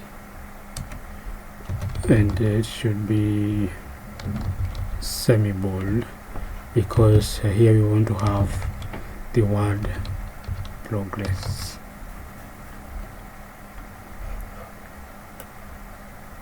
Now just below that, now we are going to have a progress bar. So let's click the progress bar here. So this one should the height should be 1, the width it should be 14, the BG we are going to give it gray. That's about it. And now inside it we're going to style it. So we're going to have a container. This is a container that's going to have the progress, so like a different color, so like H1, and for the BG we are going to give it green, and we're going to style it a little bit here. We want yeah, let's have it with a width of custom width of 25%.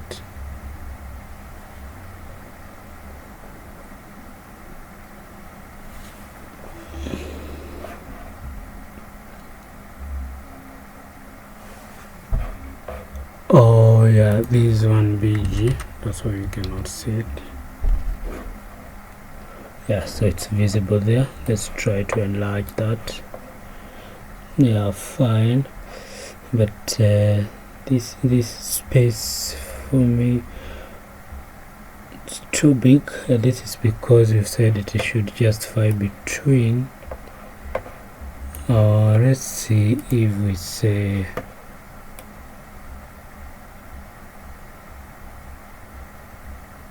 allowed.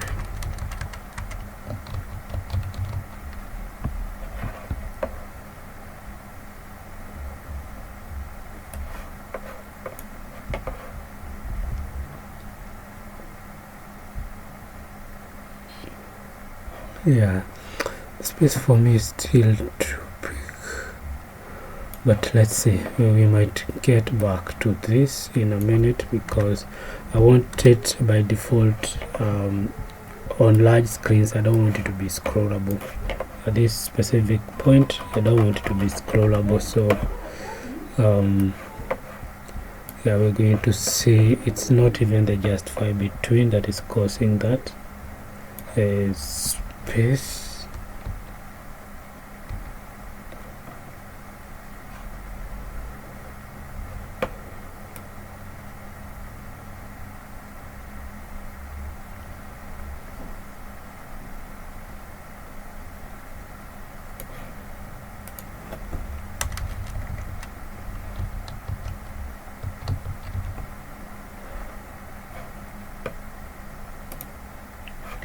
Yeah, because it looks like on large screens the space between these and this is quite big, but so that is that should be this one and this one, so that means they're inheriting some utility classes that we have here.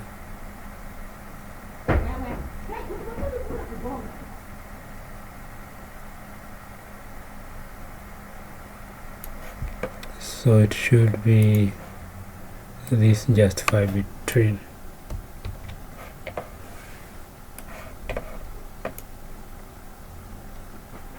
Yeah, that is the one.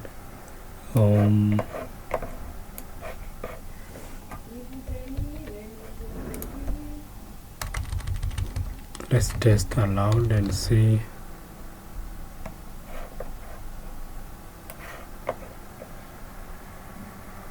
Yeah, allowed is better because it gives it an equal size. So let's first of all work with that and see how that goes. So the progress bar is there, so everything is fine. So at the end of that progress bar we should have so that one should be down here. Let me see, have a div, have it with 45%. No.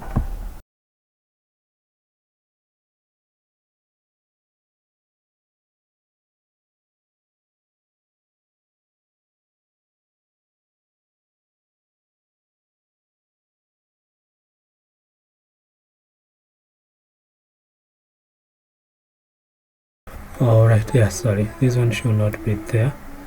That's why it is still appearing in a column, because we wanted to inherit this utility class, this flex and justify.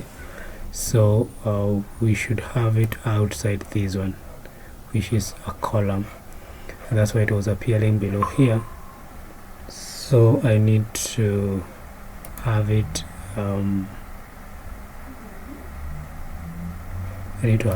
down here, yeah, like that. So we can just make it bold, so we say font bold. Yeah, that's better. And lastly, if I just try to hide that, we're going to have one more container here. So inside here we have two. Alright, I remembered what I'm doing. I should have two instead. Yeah. So that's something that I'm not doing, and it has happened twice, but now I got you. See what you're doing to me there. So these two, they should flex in a column, or rather they should flex in a row, and we should have the justify between px of 4 and items center. Nice. So what about on light screen? Good. Looking good. Okay, so now we can have the actual text here. So that one should be issues solved 2 days left.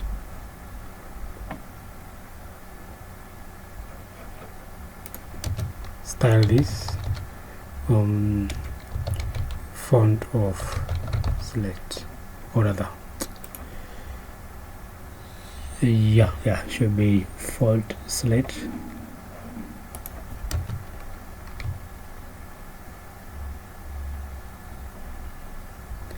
This one is going to have a BG of red, a padding of 1 if I'm not long there, loaded XL, and for the text we're going to have it with a land. The font should be semi bold.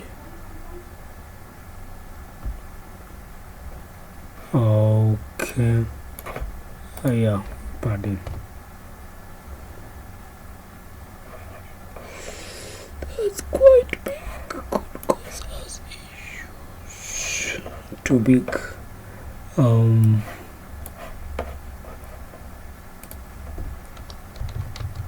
Let me try to fix that by giving it a text of small.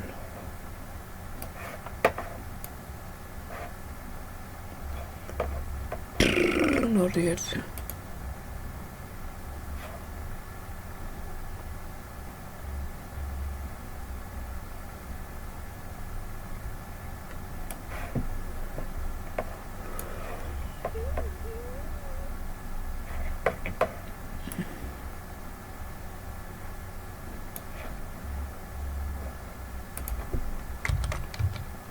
How small should this get?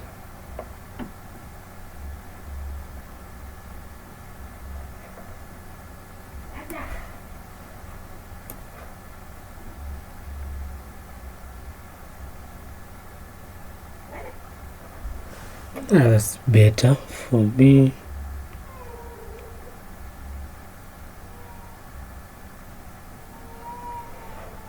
Although we can try to see justify center.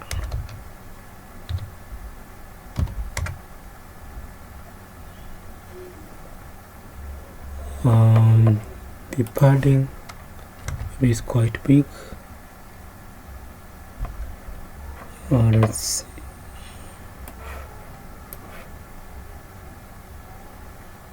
Yeah, that's better. So now the next test that we have to take is to see if we have several of these cards, how the spacing will work out and how responsive they will be. So I'm going to grab this. This is the specific card here. So grab that, hide it, and duplicate it just once, and boom, working as expected, working as expected. So we can have the third one.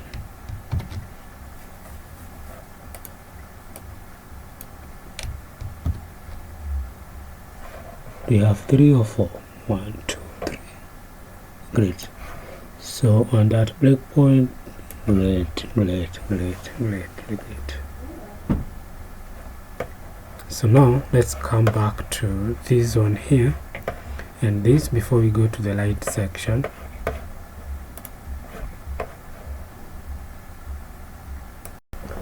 Right, so to be able to do this, as we can see from the finished project, we just need to have this specific donut pie chart here. For this one, I'm just going to grab a code from this website called Tailwind Flex. So I already have the link. I'm going to provide the link in the description here. And so this is a specific chart that I need, and all I can do is to just grab the code,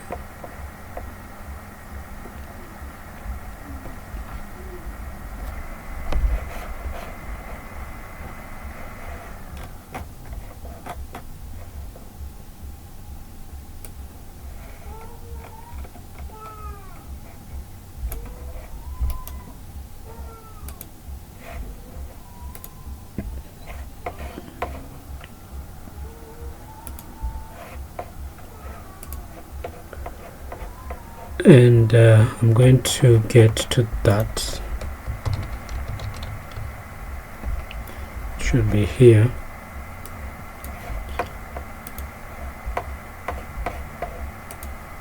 I'm going to have a comment here, so like that, and I'm going to call it chat.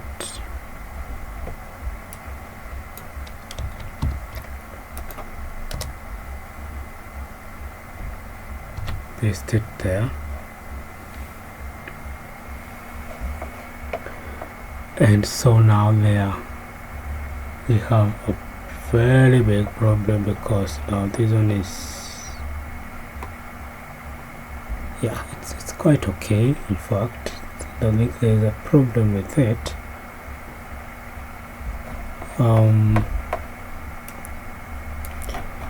Yeah, only that it is touching the edges here, something that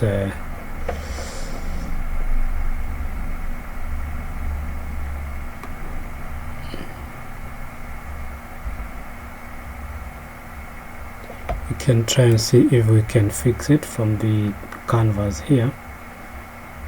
So here I try to say that here the no. Or let me see on small screen. Let's reduce that size to 28. While the height should be the same.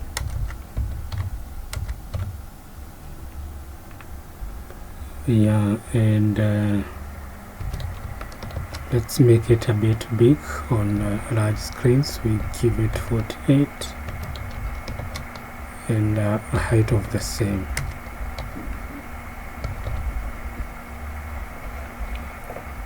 And so now that should be 8 at that breakpoint, and at that breakpoint should be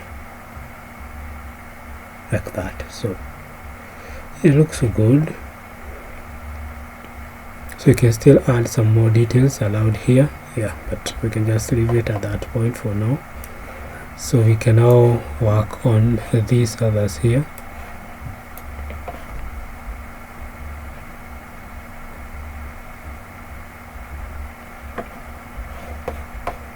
So, oh sorry, let's just try to fix these here.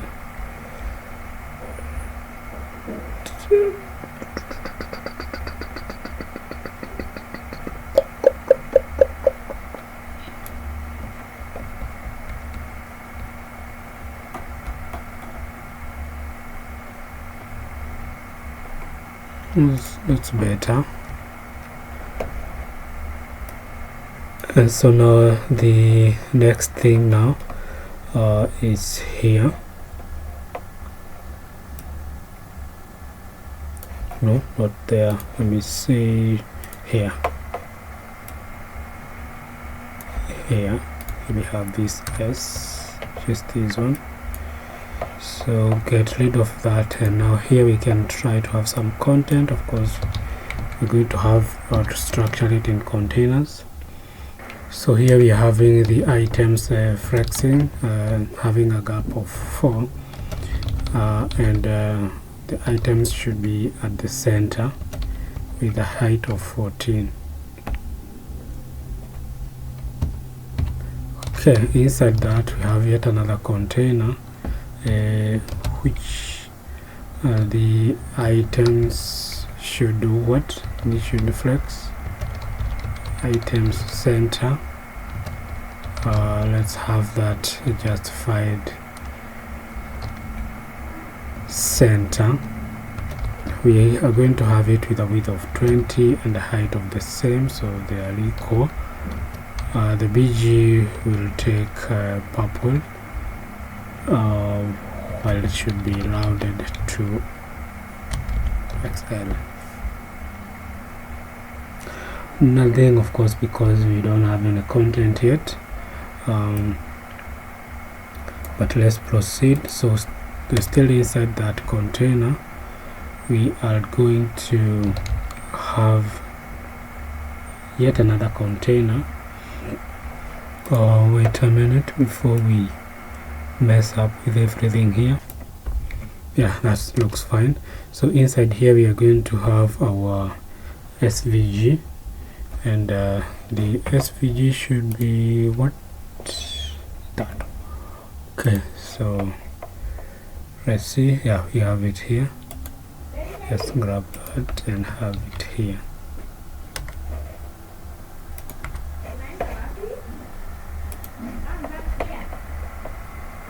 Yeah, we should have that, but we are expecting this color here. We don't have that.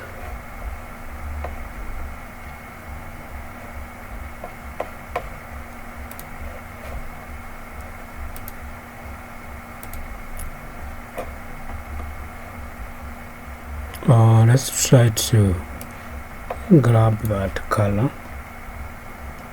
It should be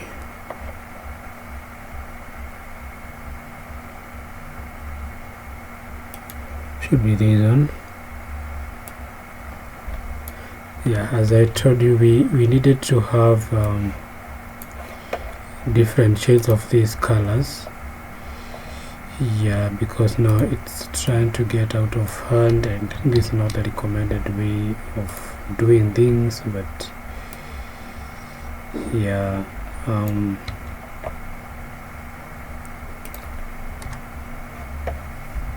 should be having different shades of these specific colors, but let's just use the shortcut for now. I'm sorry. So this is going to be BG2.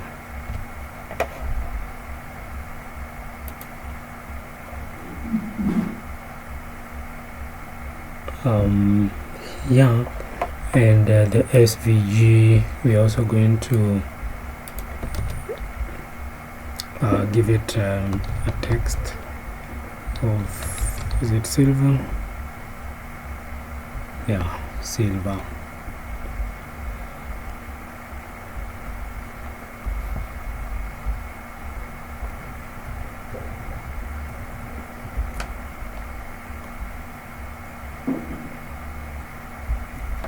And so now below that we're going to have some more content, so we can hide this one like so. So that now below here we have a daily maintenance.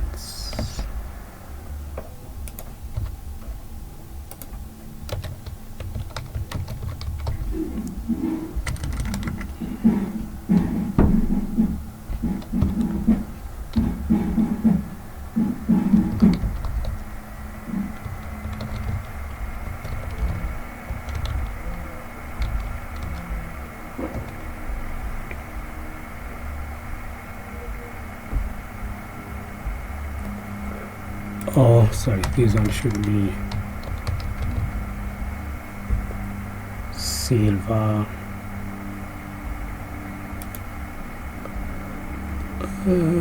What is that?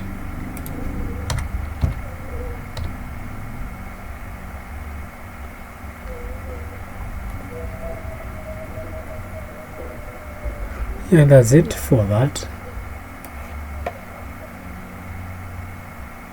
Taking its shape there. Let's see it on full screen. Yeah, that's better, although the padding is quite big, but it's okay. Let's have it back there. Bring this one here. And so now we can move on to the pink part.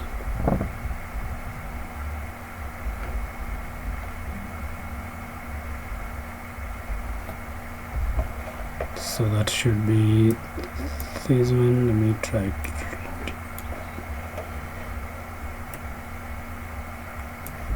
So here. Alright, so what are we doing here? We're having several classes. We have this flexing in a low. So flex items appearing at the center.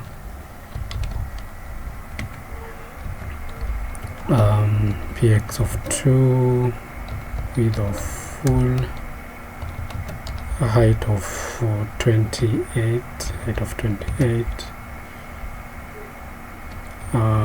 PG we are going to give it do we remove this one?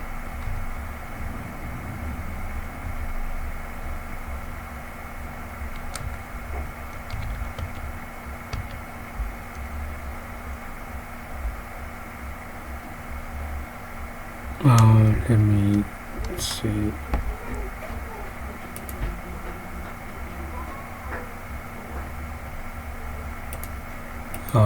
Let's give it metal.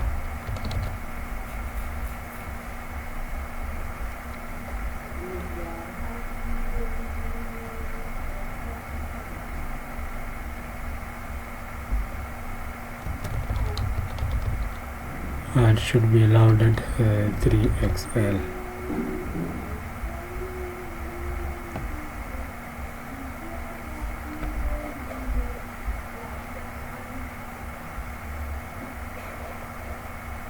It's taking the whole width. Oh yeah, should be like that. That means that this one is supposed to get bigger.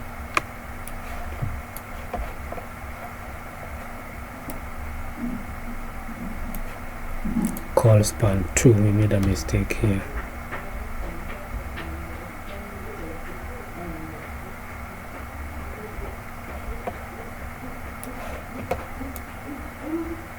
Yeah, should fit like that. But at this point it is taking the whole width.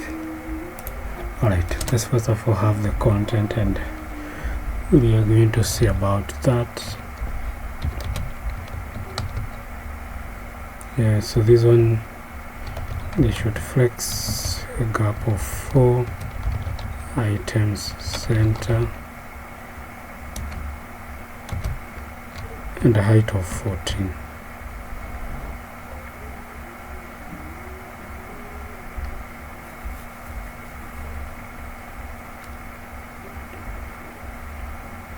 Well, then after that we are going to have one more container. This is going to have the content, but again the items here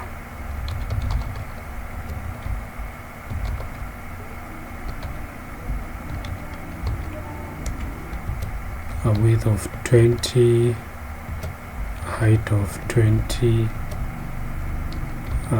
We're going to give it a BG of pink.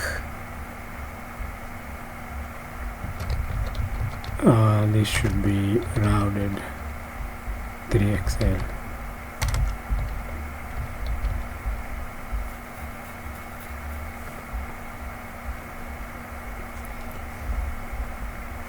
And here we're going to have an SVG.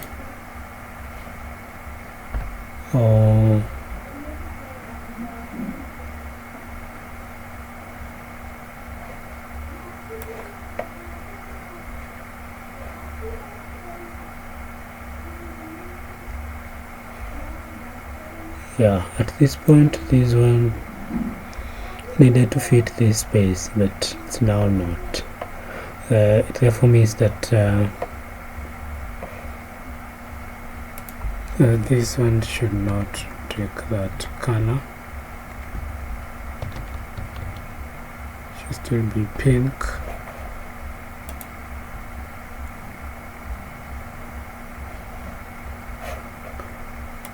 But a different shade of pink.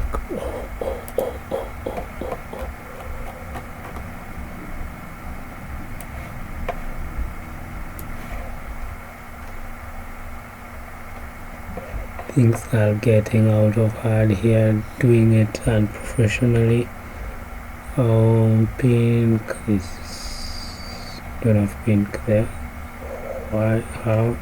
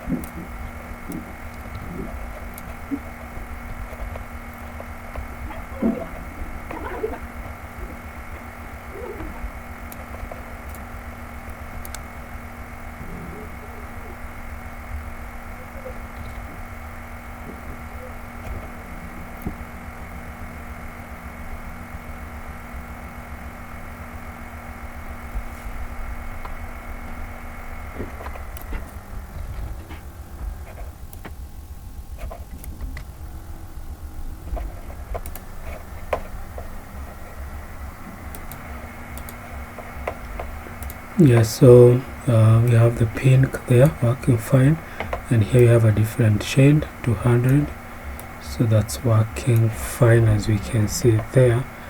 And so now what we need to do is to have the SVG icon, which I think should be this one.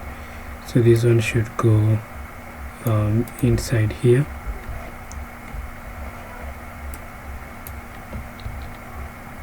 Just go there.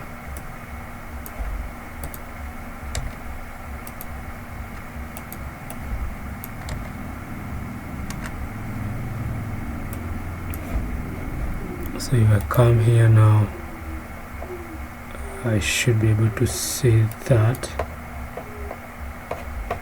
Let's try to fix the color. So here we should have text silver. Oh yeah, text silver is there.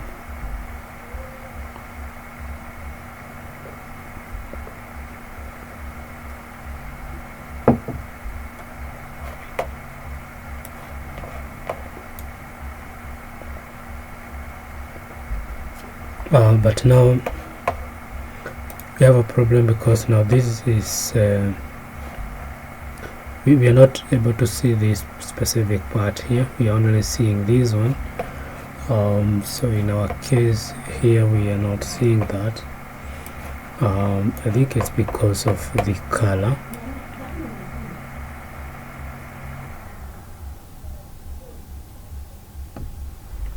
Yeah, so we should be able to see it there. Let me see, 400.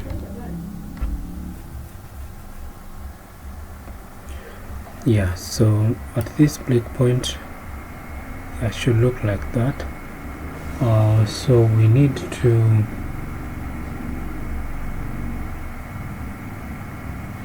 fix something here, because I don't think it should be louder like that.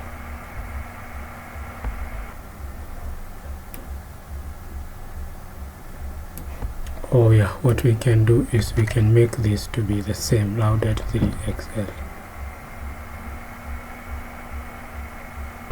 Yeah, so something like that. But now at this breakpoint, what I want, even if this one has an issue, this one and this content here should be in a loop. So in our case we don't have that yet, and that's why this one is filling that space there. So let's have that specific content so that we can start fixing that. So next to the SVG here, we are going to have the text in my routine.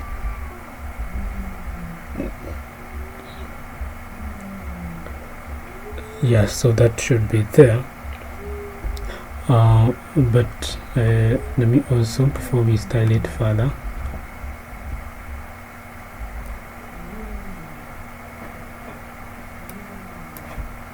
below this one, let me even hide it for now. We want to have some more content. So like for example, I can create that container.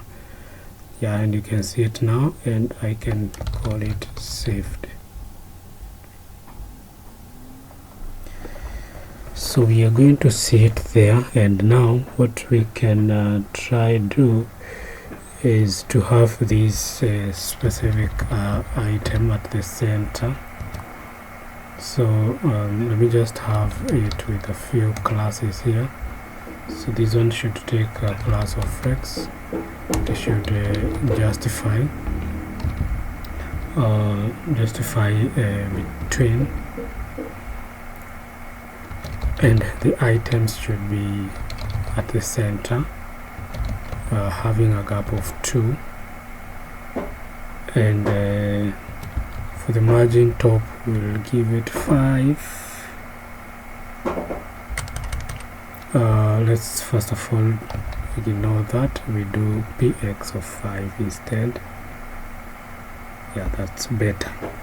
So I do think at that breakpoint that is working fine, but if we move it, yeah, it's very fine, very fine. It's even working better than the fine one there. So therefore, when it's like that, we can now style it even further to make it look a bit more appealing. So now here we are going to have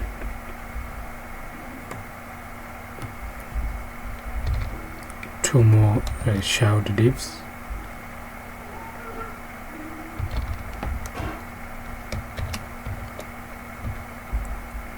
And this is where we are going to have the saved, and this is where we are going to have like 7 hours, and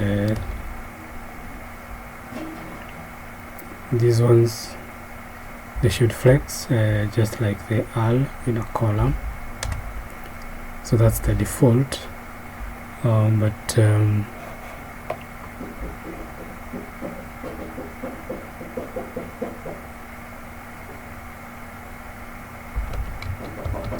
on top here we can come and define some color for both of them. So we can say text silver,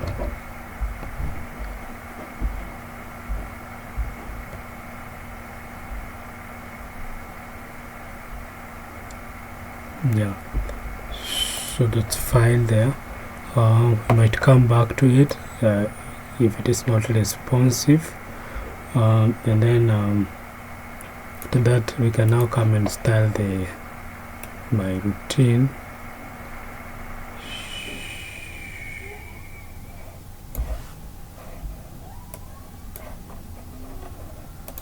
So down here, my routine, we are just going to have the text being glare 400.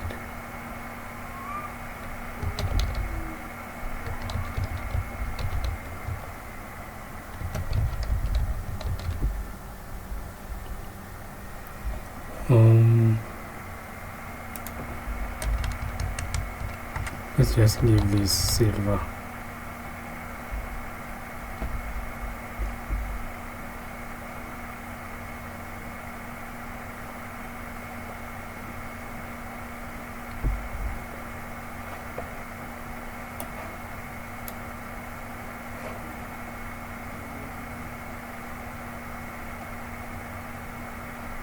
At this breakpoint things look good, but this one here is causing some issues. Let me see. Let me see if I can be able to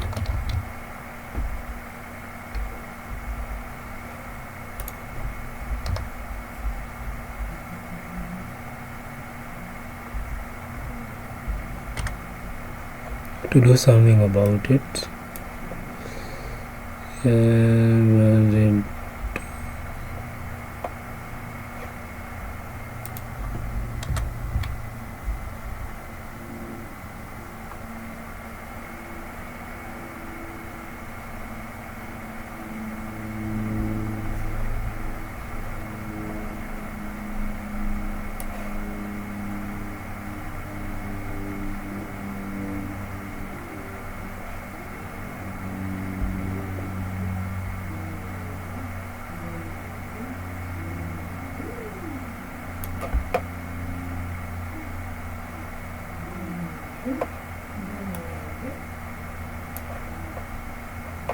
that breakpoint looks good, but at this breakpoint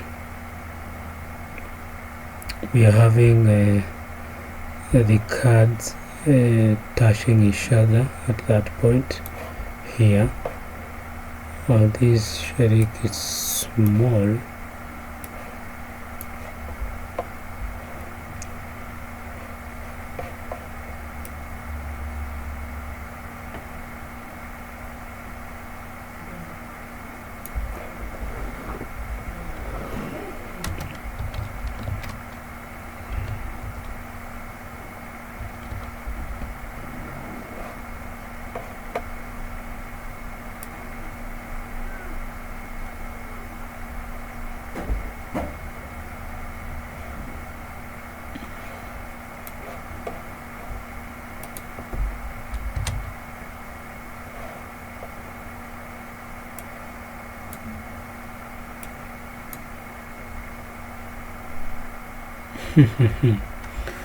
You're still asking for more.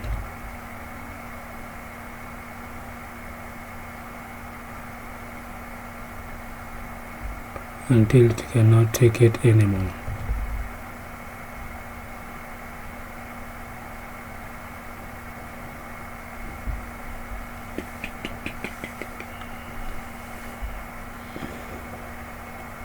Okay, so therefore we can now come back to the previous one here.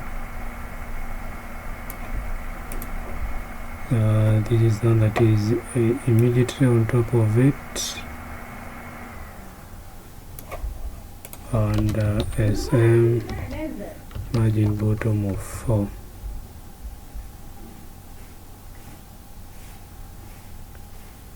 Oh.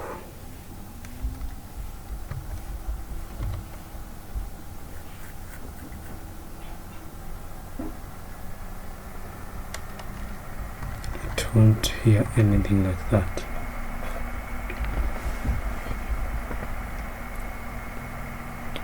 shortly.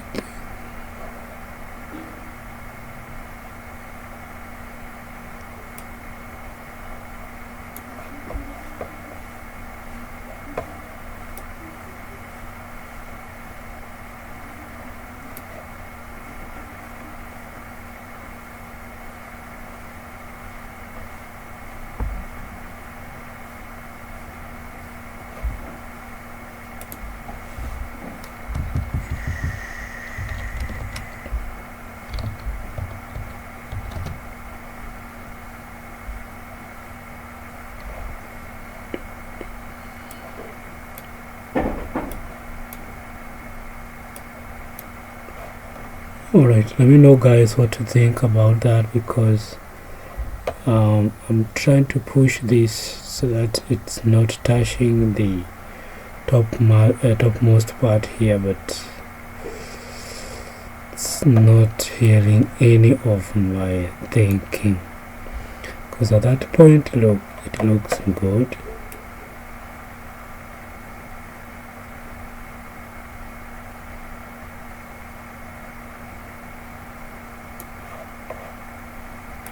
Good, but where is it?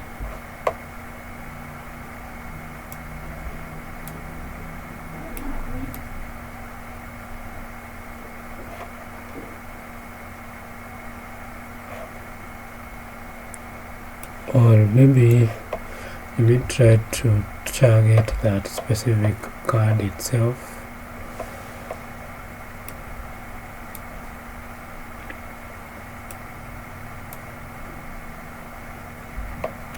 Which I think is this one,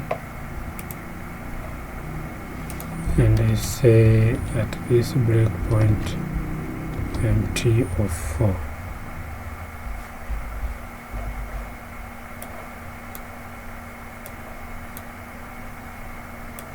Oh, not.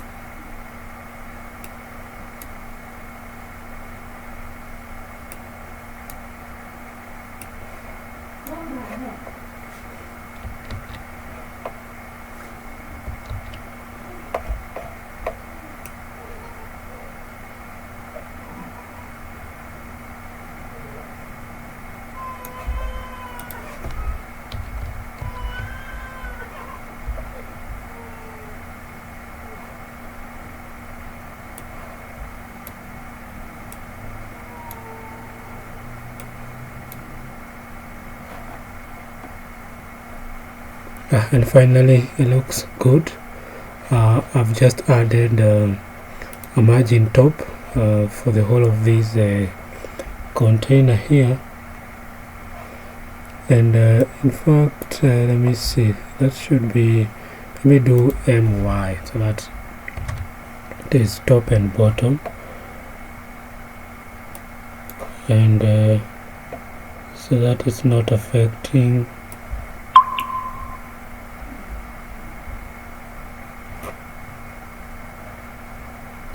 this section down here is still not.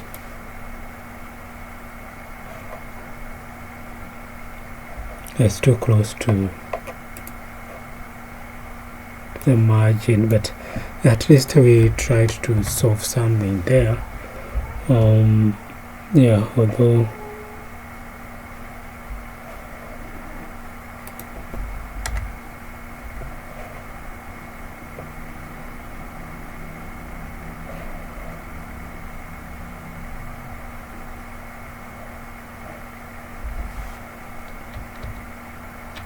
yeah, let me just have it with margin top.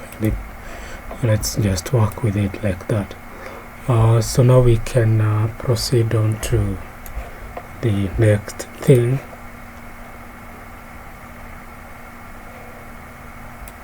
So this one is working well out of the box, yeah, even at this point here. So now the next thing that we need to do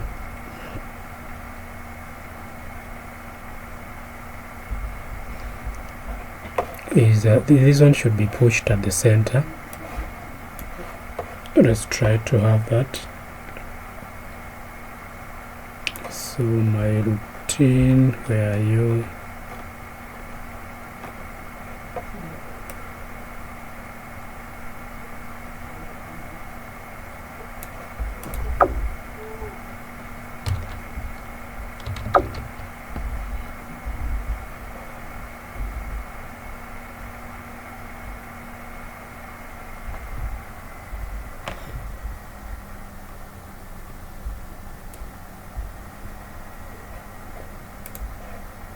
So below this we're going to have another container, and this container is just going to have an SVG. So I'm going to have it with some color. This one should be text glare. Let me give it a silver.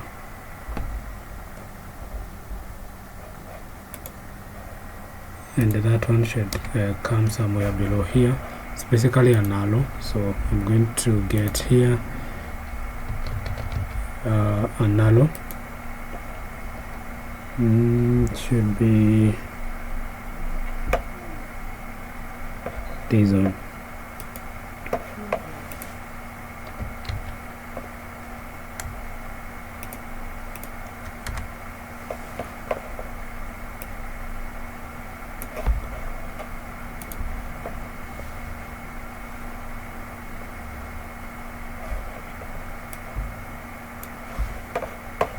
So we should be getting that there.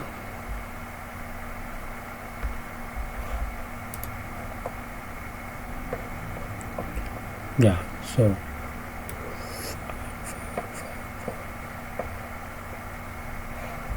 okay, so it looks good to me.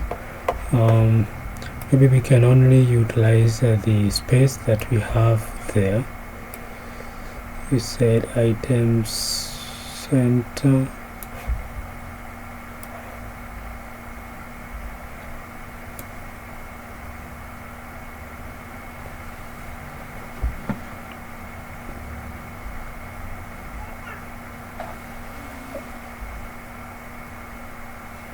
Maybe we can increase the gap between this and this,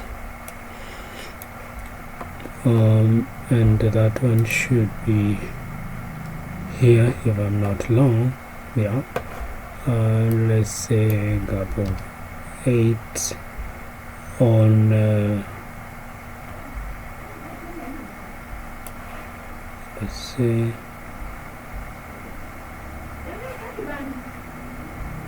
that's better, but maybe on MD we need to have the gap being bigger, say 10.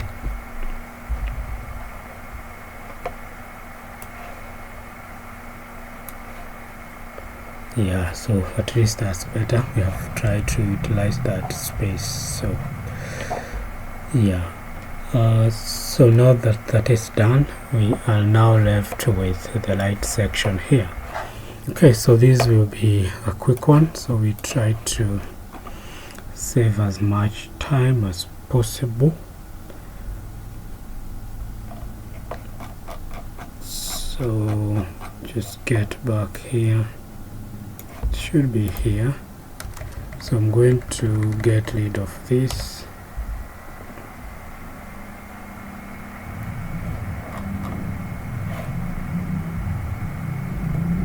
and so we start by having the markup and styling of the markup at the same time. So this one should flex.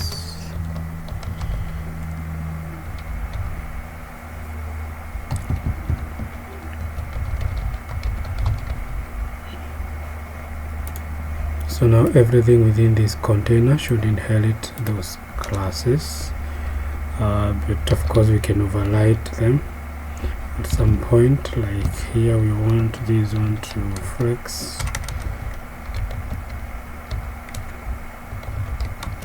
with a gap of 2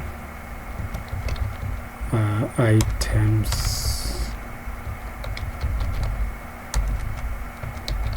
center. So here we're going to have an SVG. This SVG should be which one? And this.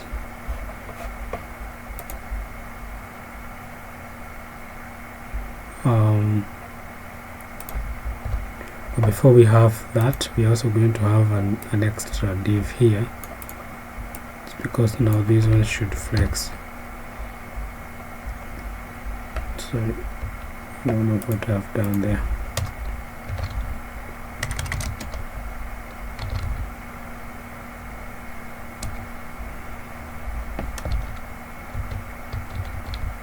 Yeah, so that one should be there. And then I'm going to come here and look for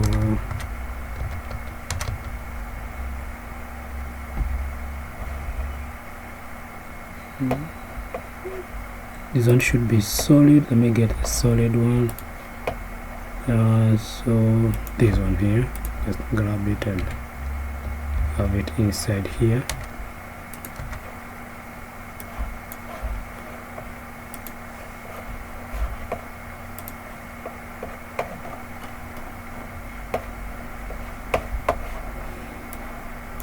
So that is some information that we should be having at the bottom there. For some reasons we are not having that, but let's first of all have this fixed. The BG for this one should be gray 100.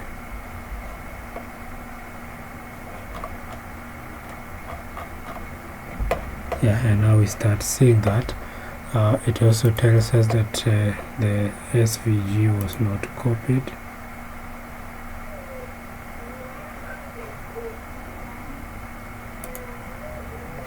Yeah, copied. And so we need to fix that.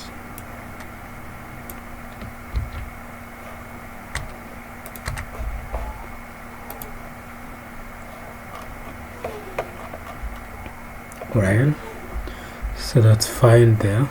So now we can proceed on to the next thing. That one we're just going to have it like that.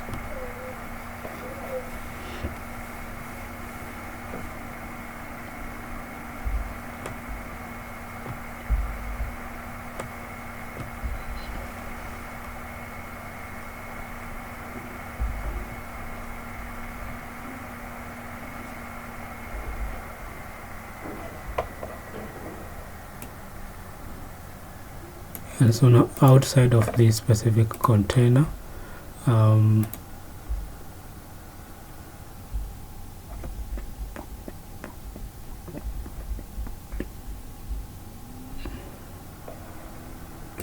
well, not that one, should be outside here. So we can, let me just hide that. So outside here I need to have another, and this is where we are going to see view all. This one we're just going to give it some color, and that should be text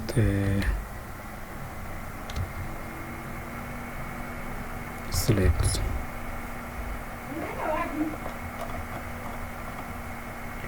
View all. So nice. So now we are done with that specific container.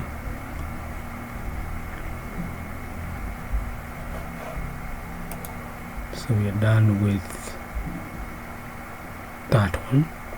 So let me also hide it like that, so that now below here we have more content. So as usual, the containers and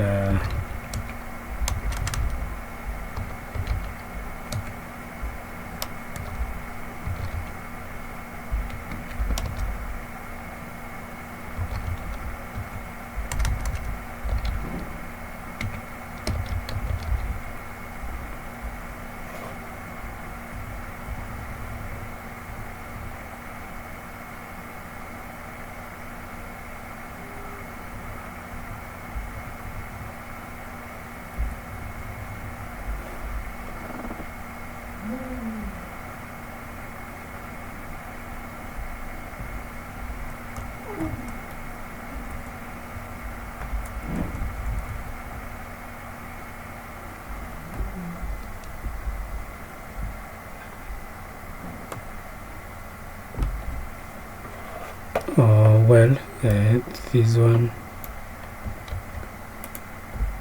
should be there, sorry, because we want to have, if I may just show you here, we want to have this section here, the activities and the online. So this one should be activities. Yeah, activities. So let's style it so that it looks like what we have here.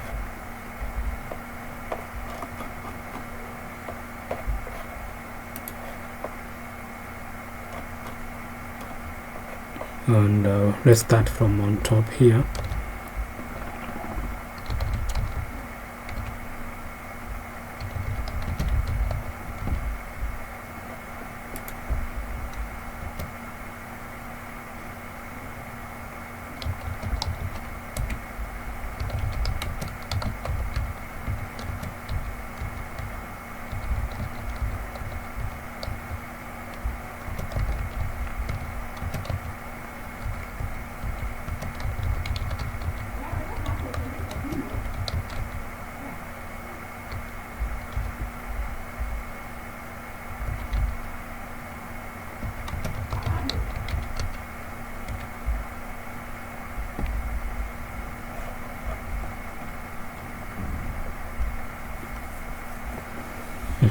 So we have it there. I've forgotten to give it a width of full, so let's try to fix that here. Yeah. So now this activities container, we're going to style it differently.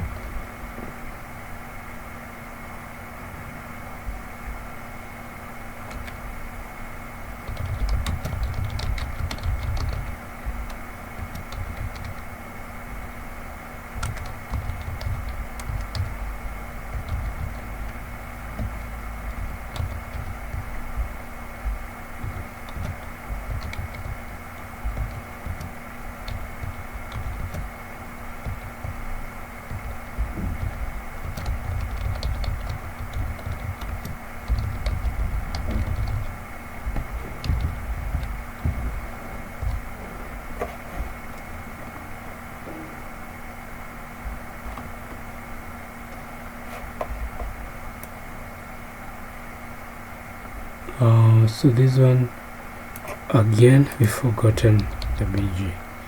This one should be purple.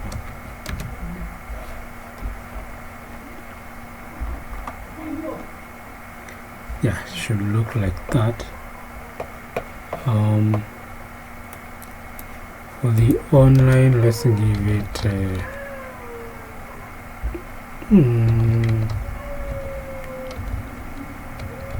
text of slit. How will that go? Yeah, that's better. Alright, so that section is done, so we can even hide it. So this one here, hide it.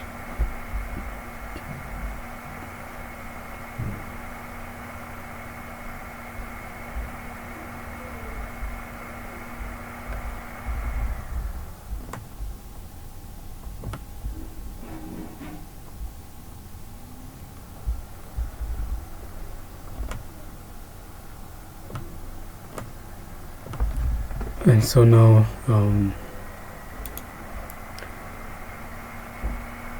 still within this container, we are going to have the flags. So that is this list here. So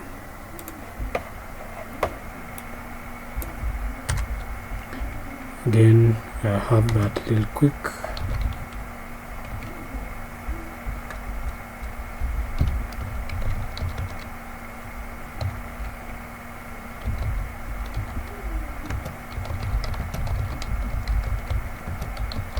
With a gap of 2, so those ones are flexing in a column. So that is the parent container, and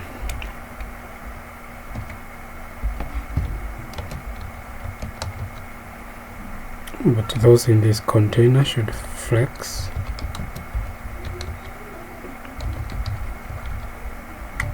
Yeah, justify between.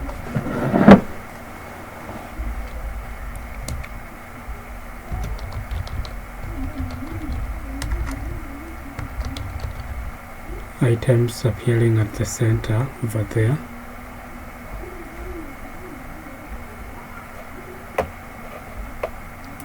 That's fine, and then still insert this.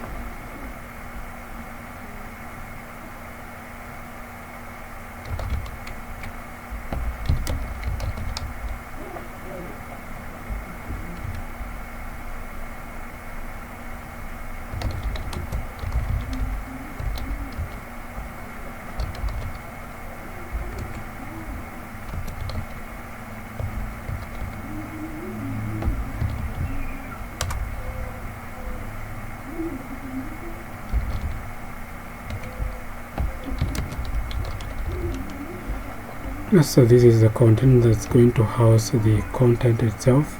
In here we are going to have the first image.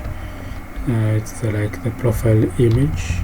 So we are having it with a height of 8 and with a width of 8, and we are saying that it should be rounded full, while the BG color should be clear 500.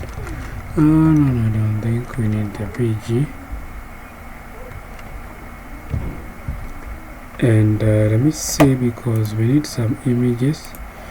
I don't think we have the images here ready. Let me see, just a second,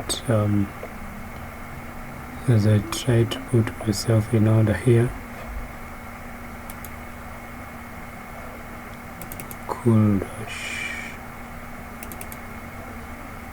images, only one. Okay, let me try to get it from this other project here.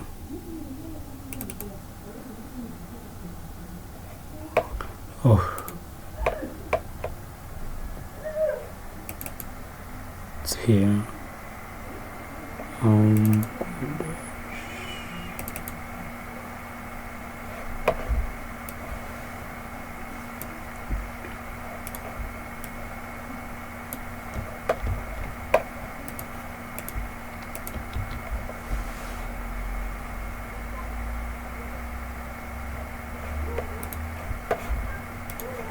And now we have the images ready, so we can set up the image here.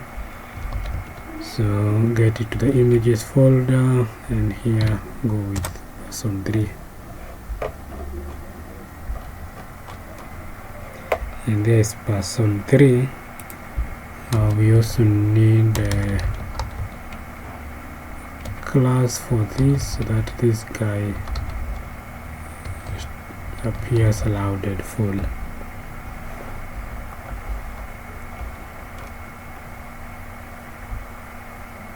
Nice.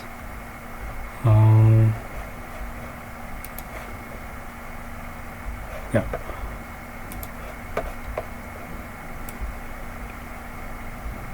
And now after that we are going to have another container, so let's hide this one, so that we now concentrate on this container, because now here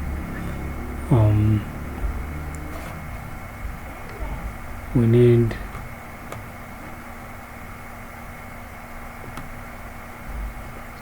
to have another container. So this is going to have the information, their details. So here the items are appearing in a column direction, and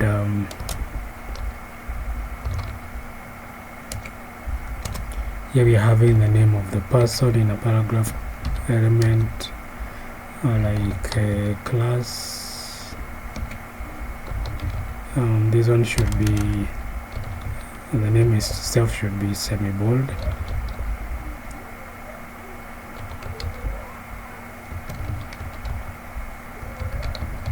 With a text glare of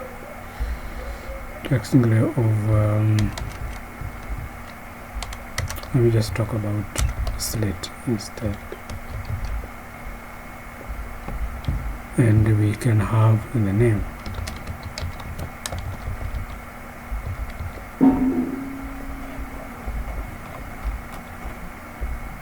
So we have something like that.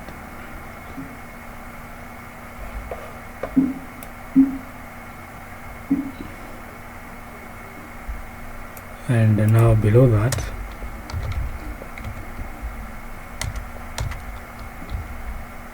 another container still.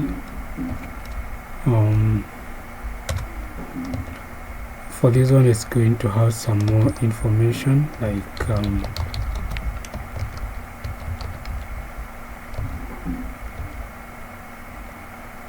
and we can style it here. The text is slate. It should be, the size should be extra small.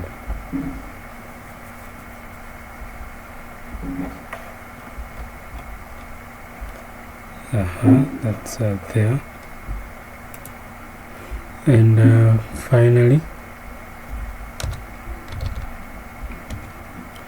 we are going to have this one being extra small, with the text color being slate, and the content is the time.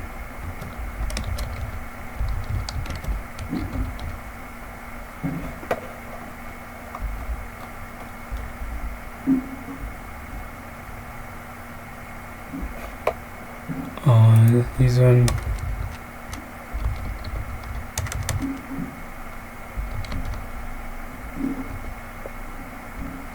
let's reduce the shade a little bit.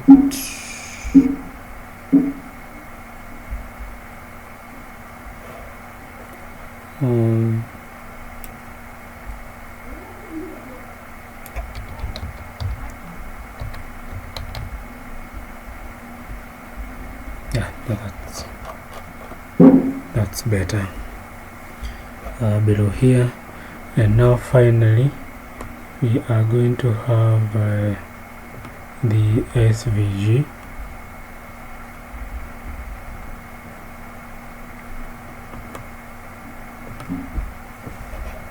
So we are going to be a bit careful so that we have it in the right place. Should be outside of these one, so that they are flexing and justify between. So that is if I hide this one, therefore means that these two containers are the ones that we are having them in a low direction and justify between. So for this I just need an SVG. I don't know what it's called later. Yeah, should be let's have a mixture of them so that it looks like some are red and some are unred.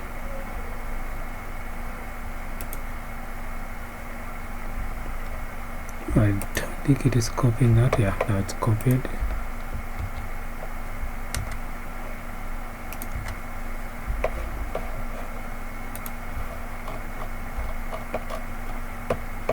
And we should now have something like that.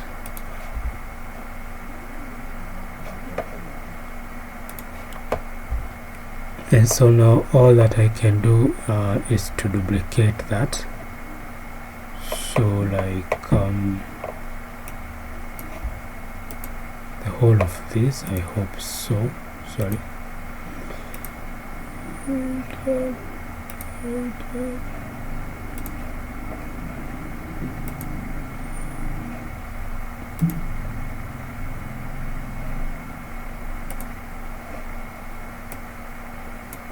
Yeah, I think this is the one that is housing all of this. If I can try to duplicate it there. Yeah.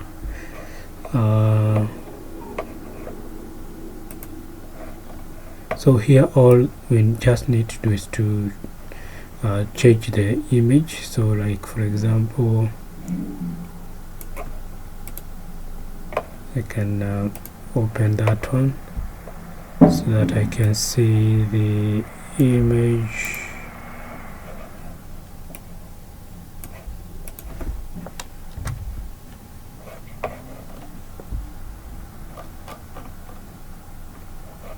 Yeah, and you have it like that, so you get the idea. Yeah, so those are the threads maybe, and here I can change this SVG icon to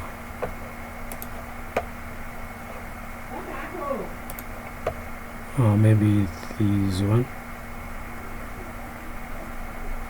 so that they remain uniform. Instead of having the other one, we have this one that is open, so to mean that the message is red, for example.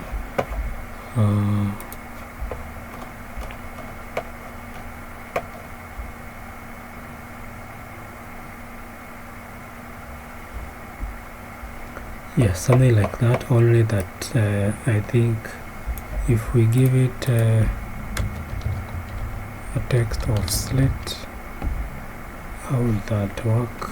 So that's not, yeah, that's better, instead of having it with the default color.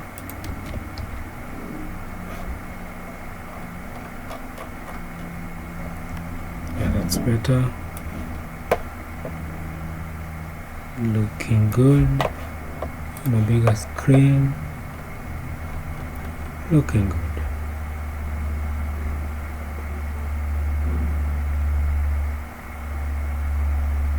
So now the next thing that I can do is to have the map here. Let me see, how did I get the map? Just give me a minute.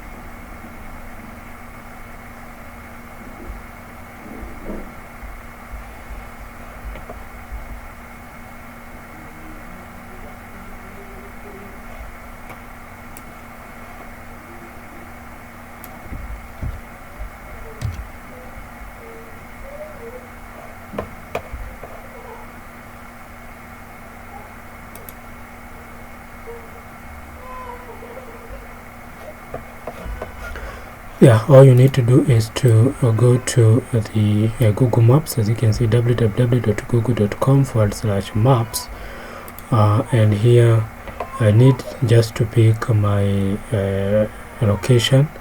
So like for example, nearly like that, it's going to get me to that place,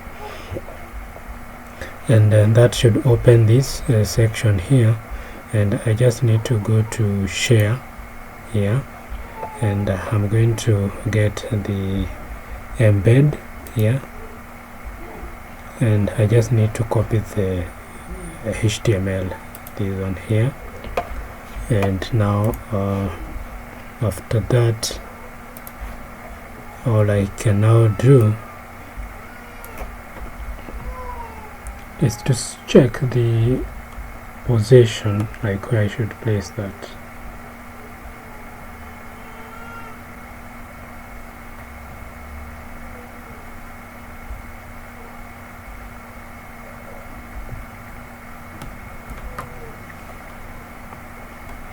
So that should be below the threads.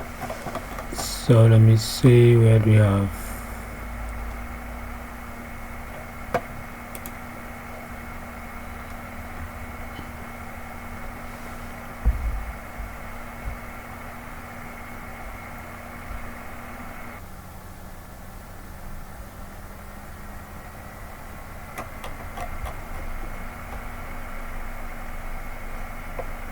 So this is where we're having the threads. So now we need to just get below that.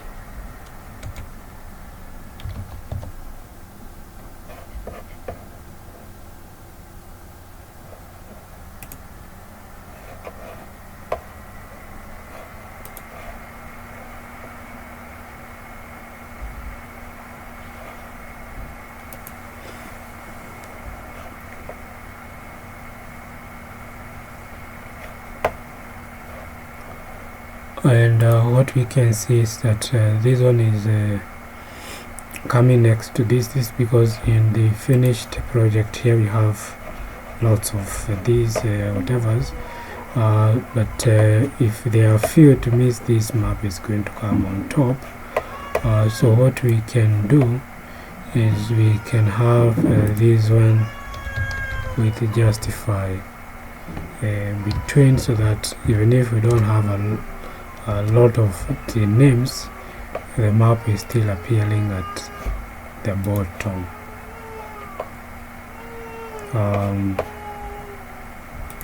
Yeah, that might not. Sorry. That one should not go there. That's a big mistake.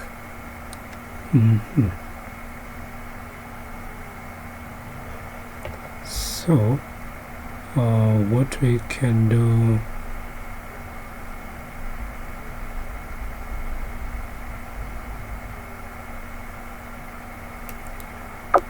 let's have this wrapped in one.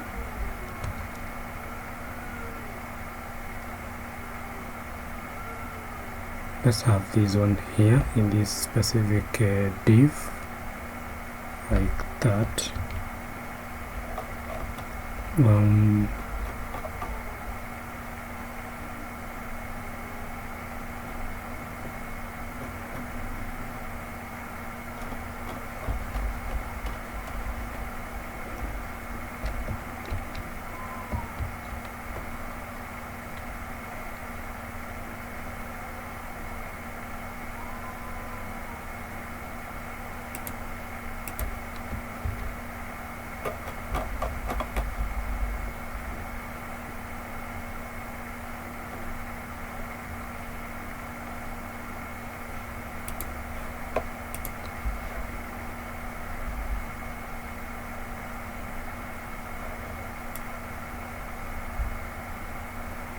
And because we want these two to, so what we can also do is grab this one again. Let me show you an easier way of going about that. Now here we are going to have two divs.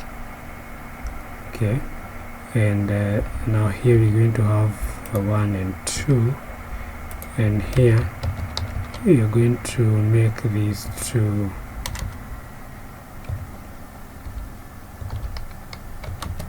flex in a column, and now they justify between. So let's see that.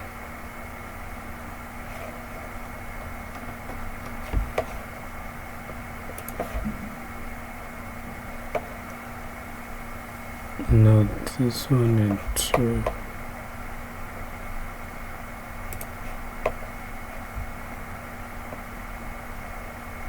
So let's get rid of this.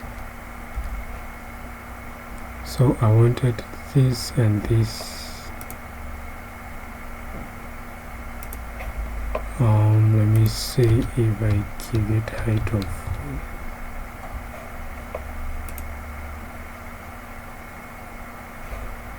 yeah, so we have this one here and this one at the bottom. So now this is where we are going to have the map, and this is where we are going to have our flags.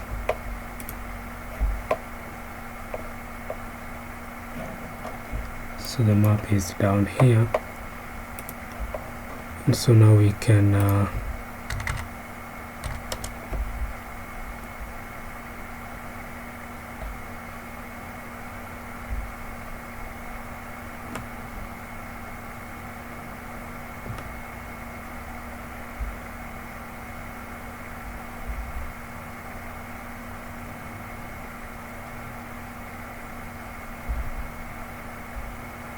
we can have our map, but before we have the map, let's have some content on top of that. So this multiplied by 2.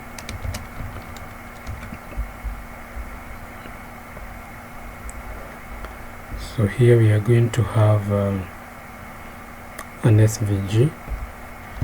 So but let's see if that is working fine. So that should be 2. These ones, they should be flexing.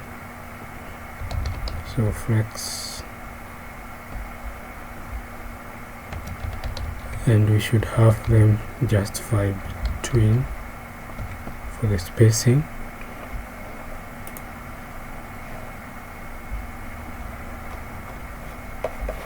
So these ones, the 1 and 2 should be in a row,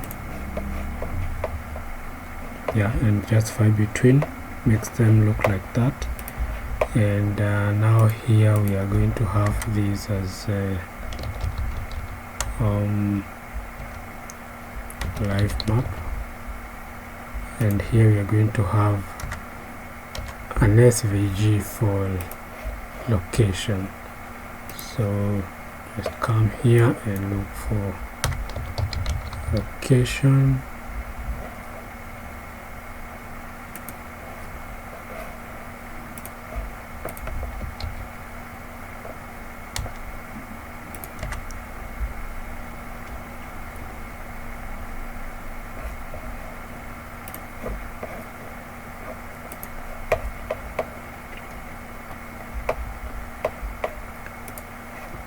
We can maybe change this to text. So let's go better. And now we are going to have yet another container. So now this should be the content on top of the map, and down here we are now going to have the div that is going to have the map. So we are going to talk about map, and now this container, that is this one and this one, they should appear in a column. So of course that's the default. so flex call. And now here we're just going to put the link to our map. So let's copy it again from here, copy HTML, and come and place it there.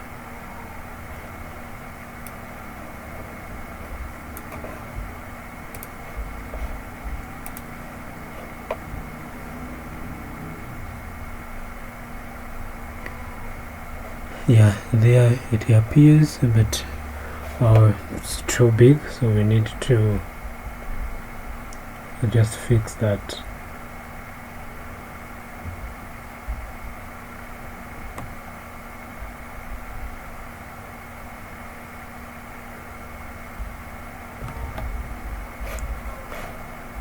So in this iframe we are going to come here and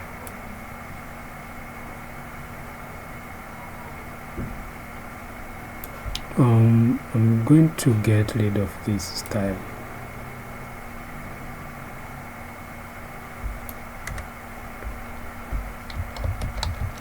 and I'm going to have my own, so that is a width of full,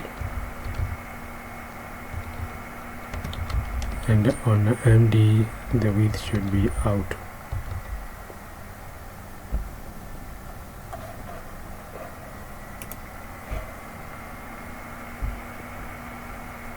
And that is fixed. We have that there, and because it is quite small we need to click on view large map, because we cannot clearly view it here. That's why they have provided this link, because of the space that we are having here. So maybe we can only have a space between these two.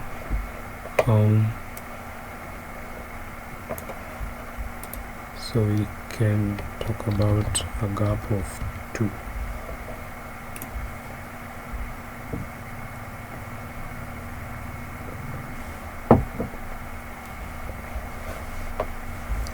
Nice, and there you go. So we finished that.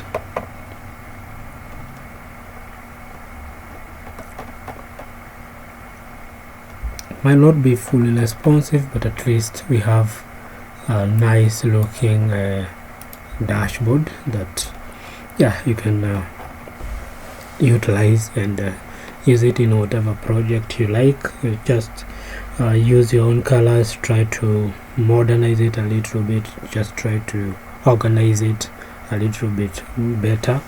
But at least that's how you can be able to use Tailwind and HTML to create a responsive dashboard. So if it was cool, kindly remember to like or click that notification bell so that you're notified every time I release a new video, and of course subscribe if you're not subscribed, so that you're able to learn this and much more. So thank you. If you're watching the video up to this specific point, you can comment below so that I can maybe know that you watched up to this point despite all those issues. And thank you once again, and see you in the next one.